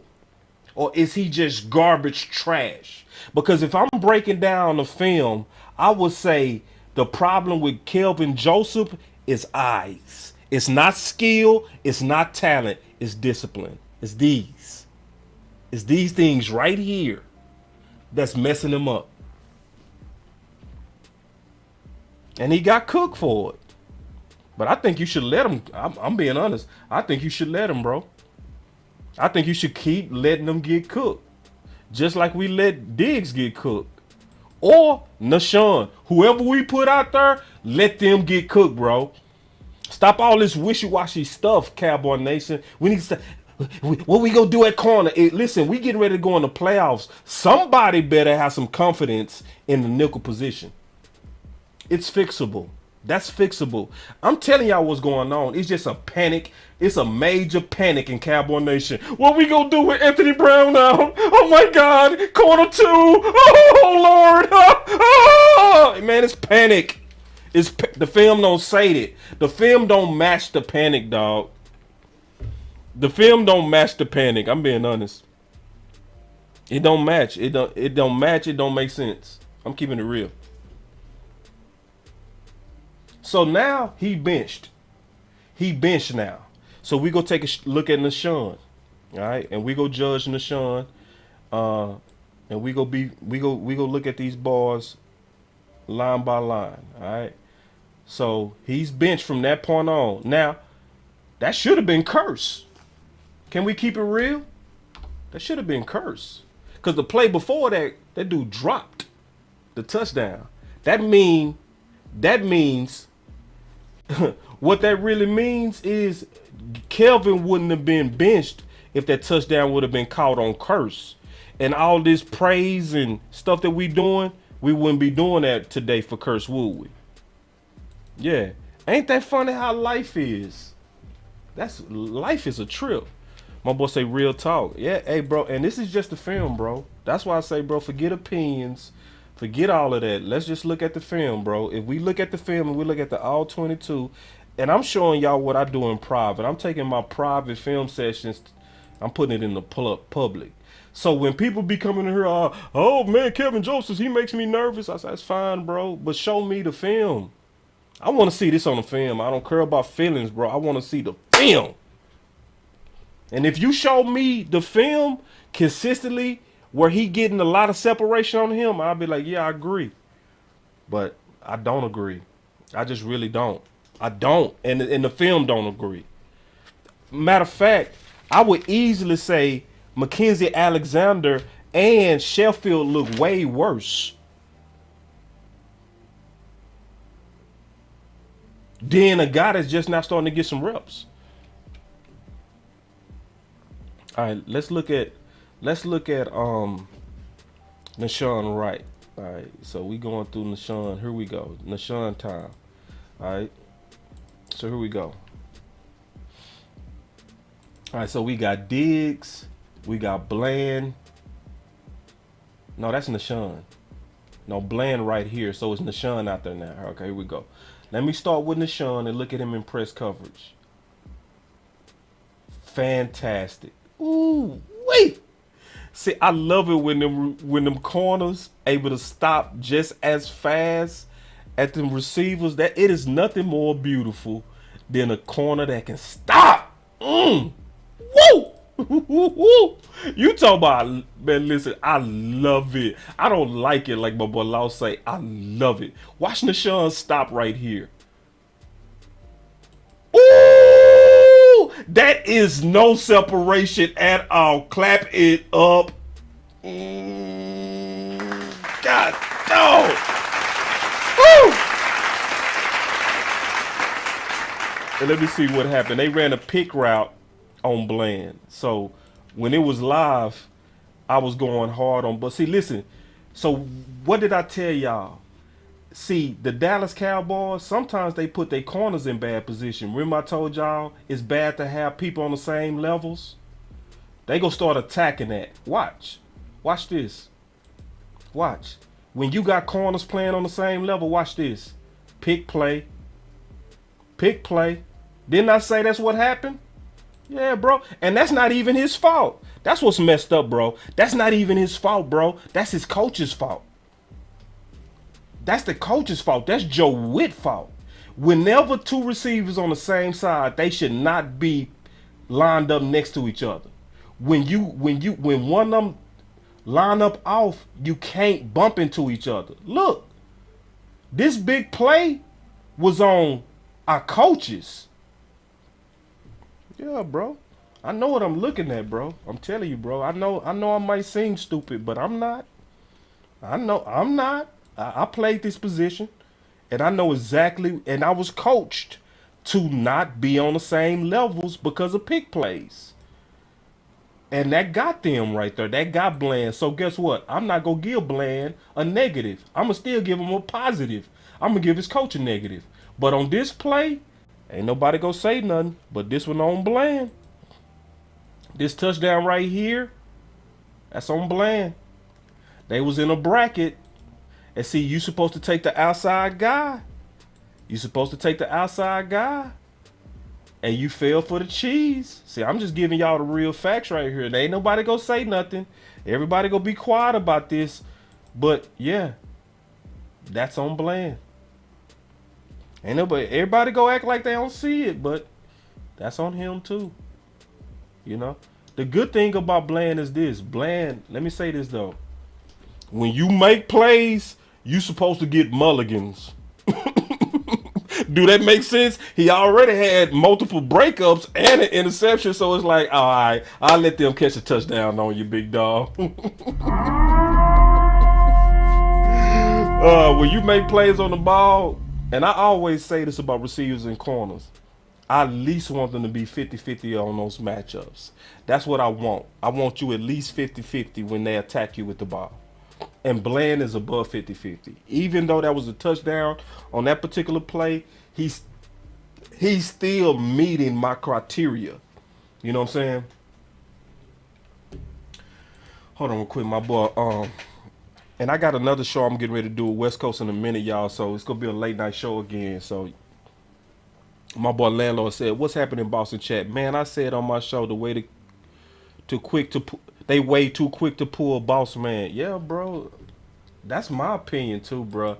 I think we dealing with an angry mob crowd, bro, and I think we panicking, bro. I'm being all the way honest. I think we panicking, like straight up, bro. Like what happened to me? What happened to Kelvin is fixable. It's fixable, and it's also, in my opinion, expected. Like I do, Landlord. I expect young corners to get cooked on occasion. Bland getting cooked. He getting cooked too. He getting cooked on occasion. Diggs got cooked, but what's the difference? We left them in the oven. So now they don't become burnt. That's the difference. We leaving Bland in the oven. Sometimes you gotta let these people, these young corners cook. So like I said, I ain't got no favorites. I don't care if it's Nashawn or Kevin Josephs. At this point, whoever you put out there, I don't want too much rotations at the end of the season. At this point, it's like, bro, pick a guy and let him make mistakes and fix him on the way. Coach him up. Yeah. Whoever it is, Nashawn, whoever, or if it's Mullins, I don't care who it is. Whoever you stick out there, let them cook. That's just my opinion. Whoever it is. All right. So that touchdown was actually on Bland. All right. So let's go to the next play real quick. Give me 1 second. And we looking at Nashawn, and we judging Nashawn now.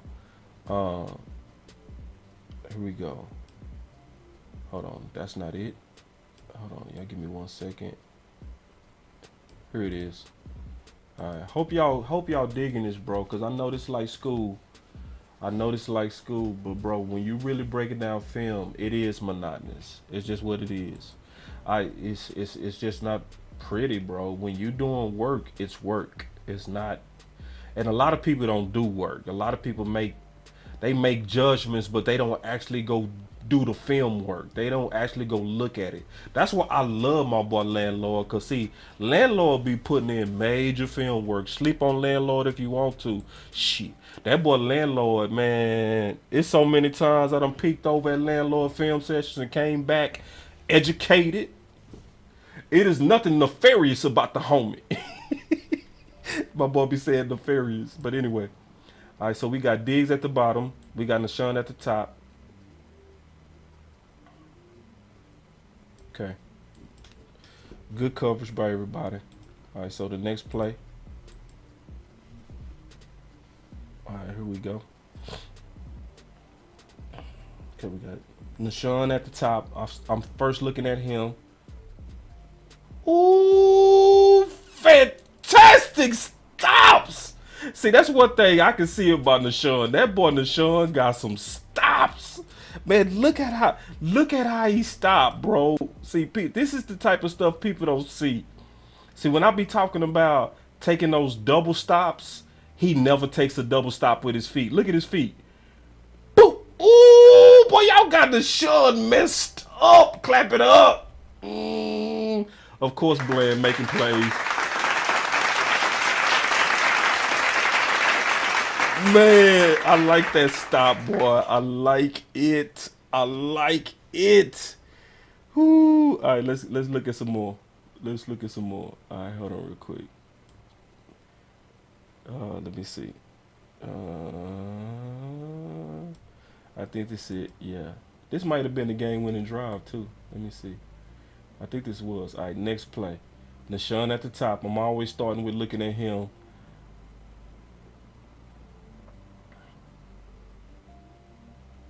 Good coverage by everybody. Hold on real quick. I got us a super chat from James real quick. Let me pause this real quick.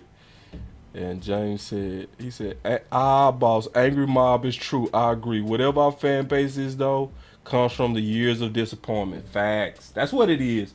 That's exactly what it is. It's the years of disappointment. That is the fan base. Ooh, he said the fan base. That's what it is. That's what it is. We mad. So what happens? That's why you get some people they'll run in and say it's Dak fault. It's Dak. I put this game on Dak. We be losing it. It's Dak. Those interceptions. Oh! We be losing it, James. But we be losing it, bro. It's a straight up panic. I see what's going on. It's a panic. Oh, what we gonna do about quarterback 2? Oh, we gonna lose the Super Bowl because of quarterback 2. I be like, no, we not, bro. We is not gonna lose. No, we not, bro. Yeah, no, that's not gonna happen. We got some pretty decent corners. All right, here we go. All right, let me go back. All right, I ain't mean to laugh, but that is funny. Oh man, that's funny. Oh, Dak, oh boy, y'all be killing me, man. I mean, but will you please shut up with that nonsense?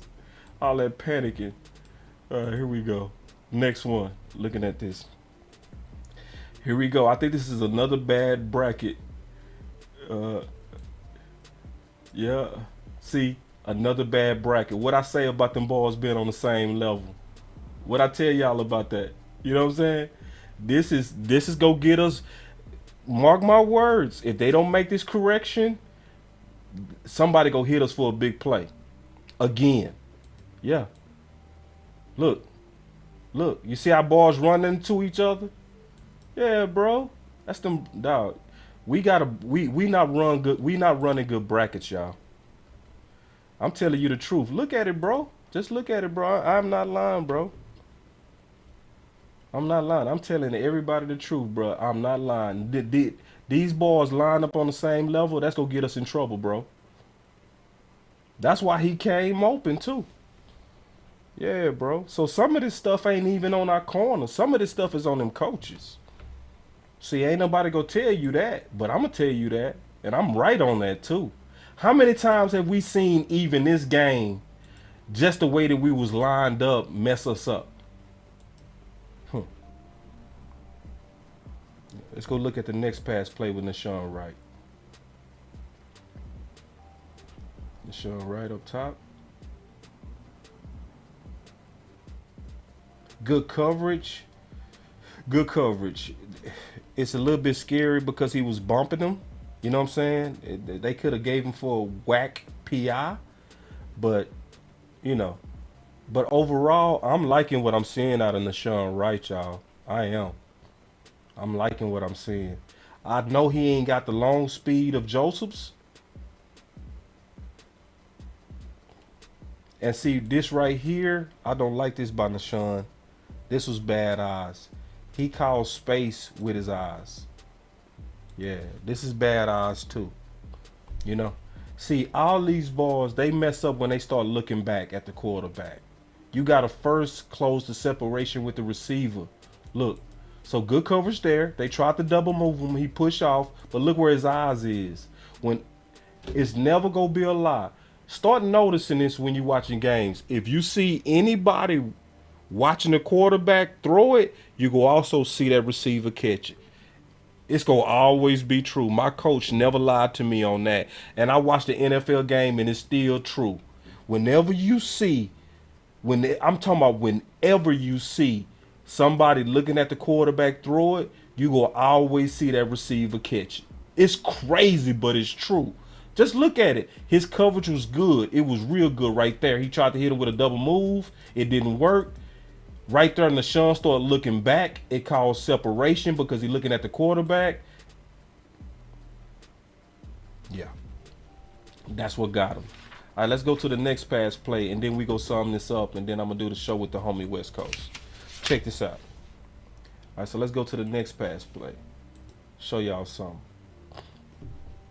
Because when you really breaking down this film, you see a lot. Now, this time, they perfect. Both of those guys on two different levels. That's what we want. We want Bland on one level. We want Diggs on another level. That prevent the pick routes. So let's check it out. But this is Diggs' eyes this time. No, that's actually not. That wasn't Diggs. Good coverage. Good coverage by everybody. All right. So I give everybody a plus on that one. All right, so next passing play. I'm going to show y'all. See, ain't nobody going to say nothing about this, but Diggs is one of the reasons why we lost this game too, if we talking about bad eyes. Look. No, it's not this play. So y'all remember, this was the game-winning drive. Watch this. See, a lot of people ain't even noticed this, but watch. Watch this. Because I noticed this. See, Diggs, his eyes are bad right here too. Watch this. So this man coverage, obviously, he looking back at the man. What happens? Separation. So, I'm not making this up, bro. Dog, I'm not making this up, bro. Just look. I'm going to show y'all again, bro. It's clear as day. It's man coverage. He playing press. Watch what happened. He gonna take his eyes off the man. Watch. So you playing press. Good job. It looked like two man, actually. He turned his head toward the quarterback. And separation.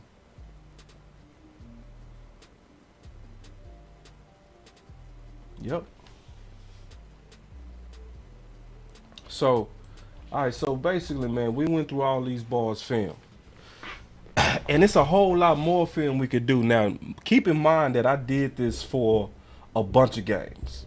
A bunch of games. So I already have a good feel for every one of these guys. I thought that was a really, really good game by Nashawn. I was impressed with what I saw. I didn't see the long speed, but I loved his stops. His stops was very, very good. But remember, Nashawn also struggled with the vertical ball in preseason. So just keep that in mind. Remember, in preseason, he was right there on a lot of plays. And this is what it really looks like to me. It don't look like we have a player problem. Yeah, I'm going to keep it real. I think we got a coaching problem on a particular area. I think all of our guys need to do a better job at tracking the ball. And I think it's pretty clear that our coaches need to put in more drills during the week to teach these guys how to track the ball. I'm also seeing the same trend on these guys' film, and it's not just Boss Man. I'm seeing the same trend of bad eyes on a unit. It's not just bad eyes on Boss Man Fat. I'm seeing bad eyes on the unit. So I know it's easy to bust Boss Man. He the low-hanging fruit. Oh, it's easy to. So, but I saw bad eyes with him. I saw bad eyes with Diggs. I saw fantastic eyes with Bland. Bland had the best eye discipline out of the entire unit. He had veteran eye discipline. If we judge in the film, if we judging just how what I broke down to you, it is no way to deny that Bland had the best eye discipline and was the key to 2 of his breakups.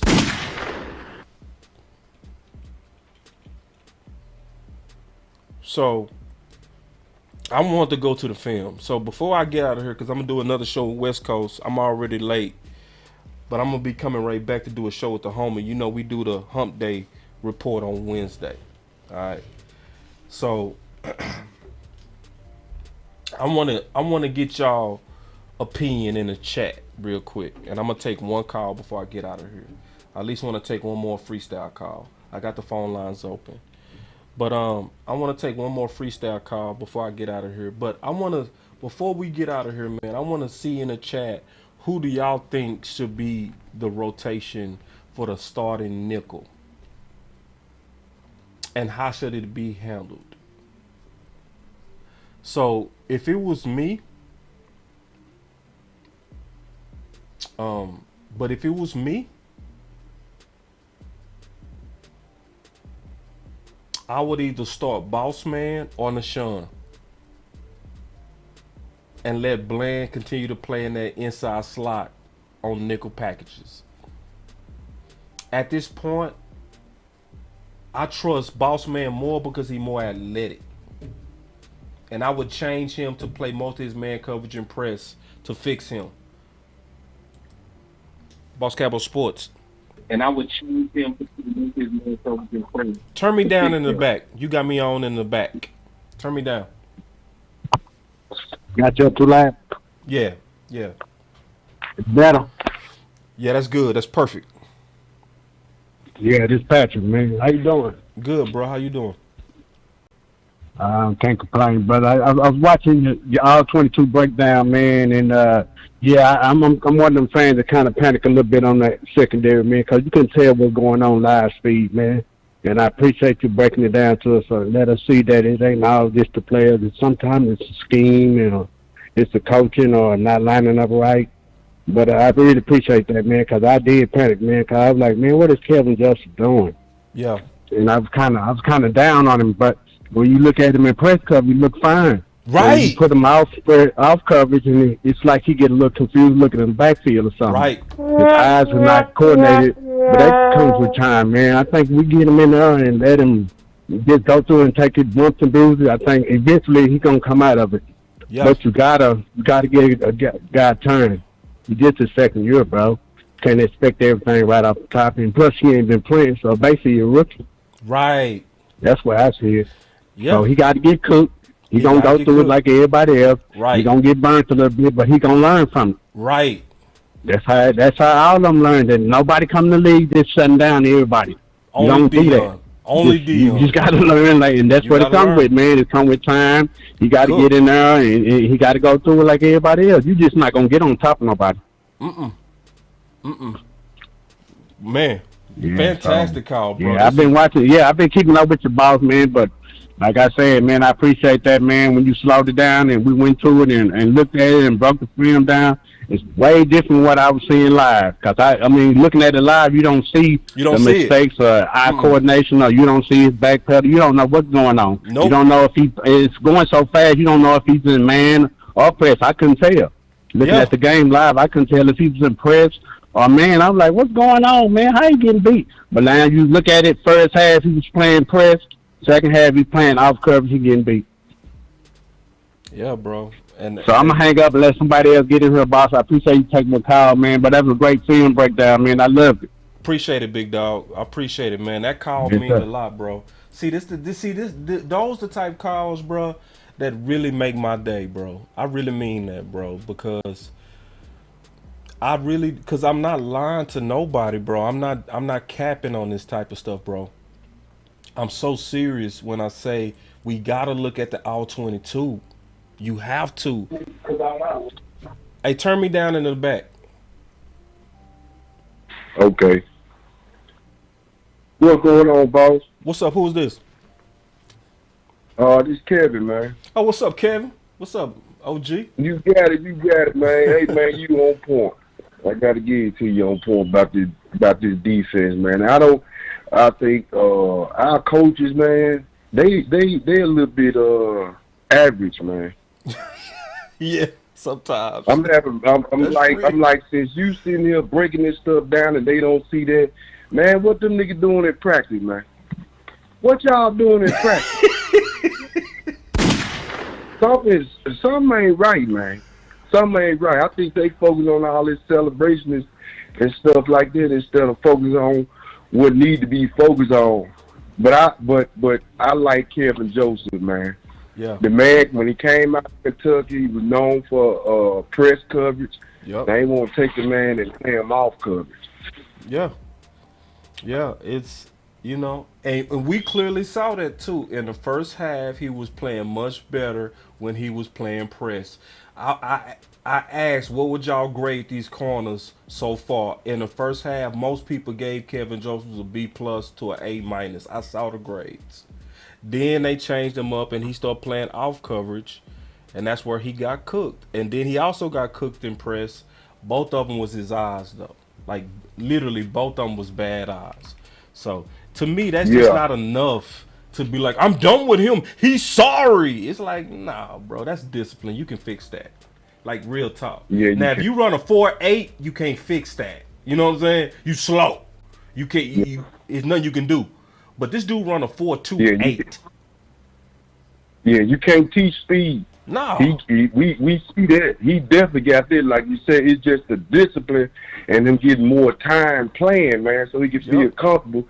And I wish they stopped putting him at a disadvantage. He better as a press corner. Just put him at press corner. Let's see what we got. Yeah. And they press. They could do that too. Good show, ball. Yeah, man, I appreciate it, Kevin. That's the OG, man. That was Kevin, y'all. That was Kevin, man. But listen, y'all, this battle for cornerback, it really should say cornerback 3, because I already showed y'all through the film that cornerback 2 is already locked up. It's already blend. Like, a lot of people saying it wrong. Like, we looking for cornerback 2. No, we know who cornerback 2 is. The cornerback 2 is Bland. That's why every time in the base defense, he was out there. He's the starting second corner. And it's already evident that he can play both outside and inside. So people sometimes say, he's an inside corner. No, Bland is both, bro. He can play both. He's it's just what it is. The film said, his skills said, but I really want to do this because I really want the Cowboys to be decisive. I like the athleticism of Boss Man, but I also like the fact that Nashawn Wright is a corner that was an ex-receiver. And he has ball skills. So I like corners that got ball skills. I love corners that can get the ball. I would tolerate a little bit coverage that's not as good if you are excellent at attacking the ball. I would take that all day. That's why I really had no problem with Diggs last year when people was like, he gave up 1,000 yards. I was like, bro, he could have gave up 2,000 yards. I wouldn't have cared because he gave me so many interceptions. I didn't care. Like, give me Diggs' year last year over, what's that corner? Byron Jones' best year. When Byron was blanket. Give me a person that can get the ball over somebody who's a blanket all day long. Why do you think people not throwing at Diggs? It's not his coverage. They afraid that he gonna take the ball. See, that's why I said Bland when Anthony Brown went down. I said, bro, you got to start Bland. And it's I feel like in man coverage, in press, Kelvin Josephs is tighter. But who plays a better off man? Bland. And Bland has an instinct for attacking the ball. So I really want to get into this film breakdown because I know we seeing a lot of panic, but more so I want the Dallas Cowboys, whoever they decide on after they compete this week. Because once again, I'm going to tell y'all what's going on. They going to make a decision on a starting nickel corner based on the one-on-ones, the 7-on-7s, and the team practices. Whoever they come out there with, let that corner get cooked. Just let it happen. And coach them up. You got to go into the playoffs, in my opinion. This is my opinion. It might not be yours, but this is my opinion. To me, what you got to do, in my opinion, whoever you put out there, you got to treat them almost like we treat a baby. where you give them encouragement because you want their confidence high going into the playoffs. You don't want to have, in my opinion, musical chairs at corner going into the playoffs. You want whoever you pick to have that feeling like they trust me and they go live and die by me. That's just my opinion. Whether it's Nashawn, whether it's Boss Man, whether it's McKenzie, whether it's Sheffield, whether it's Mullins, whoever it is, in my opinion, let them cook. That's just what it is. That's where we at. It's nobody likely coming in from the outside in December to rescue us at corner. We will have to fix the nickelback position from within. So I hope y'all appreciated this film breakdown, man. It's another time that we dedicated to try to give you the truth and facts. We always say, You want answers? you came to the right place, you know, because I do take pride, and I honestly do, in trying to be very measured in my analysis. It's hard sometimes not to panic. It's hard sometimes not to blame. But I feel like we all are much better when we kind of slow down and we really look at the true cause and effect. Have y'all noticed that my shows on Monday, Tuesday, and Wednesday are way better than my post games? You know why? Because I had time to digest everything. You know what I'm saying? So make sure y'all hit that like, subscribe to Boss Cowboy Sports. Continue to share this type of content because our voice is getting out there. It's getting out there because mainly y'all sharing the content. Y'all really doing a good job and y'all liking the content. We here to put ideas out there that's going to help us win a championship. And this is another one to where I feel like the best way to handle this is to be decisive on whoever your guy is after this competition. And again, let them cook. But before y'all go, if y'all forgot to hit that like button, don't forget to hit that on the way out. But this is Boss Cowboy Sports with your voice, Matt. I'm going to be right back with the Hump Day Report with the homie West Coast. Y'all stay up. Peace.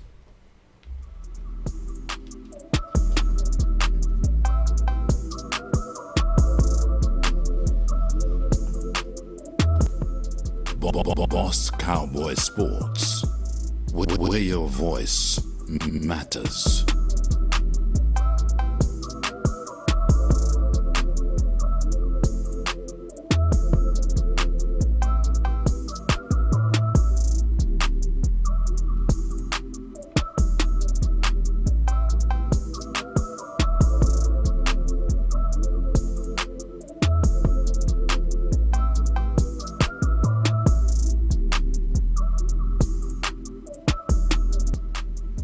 Boss Cowboy Sports.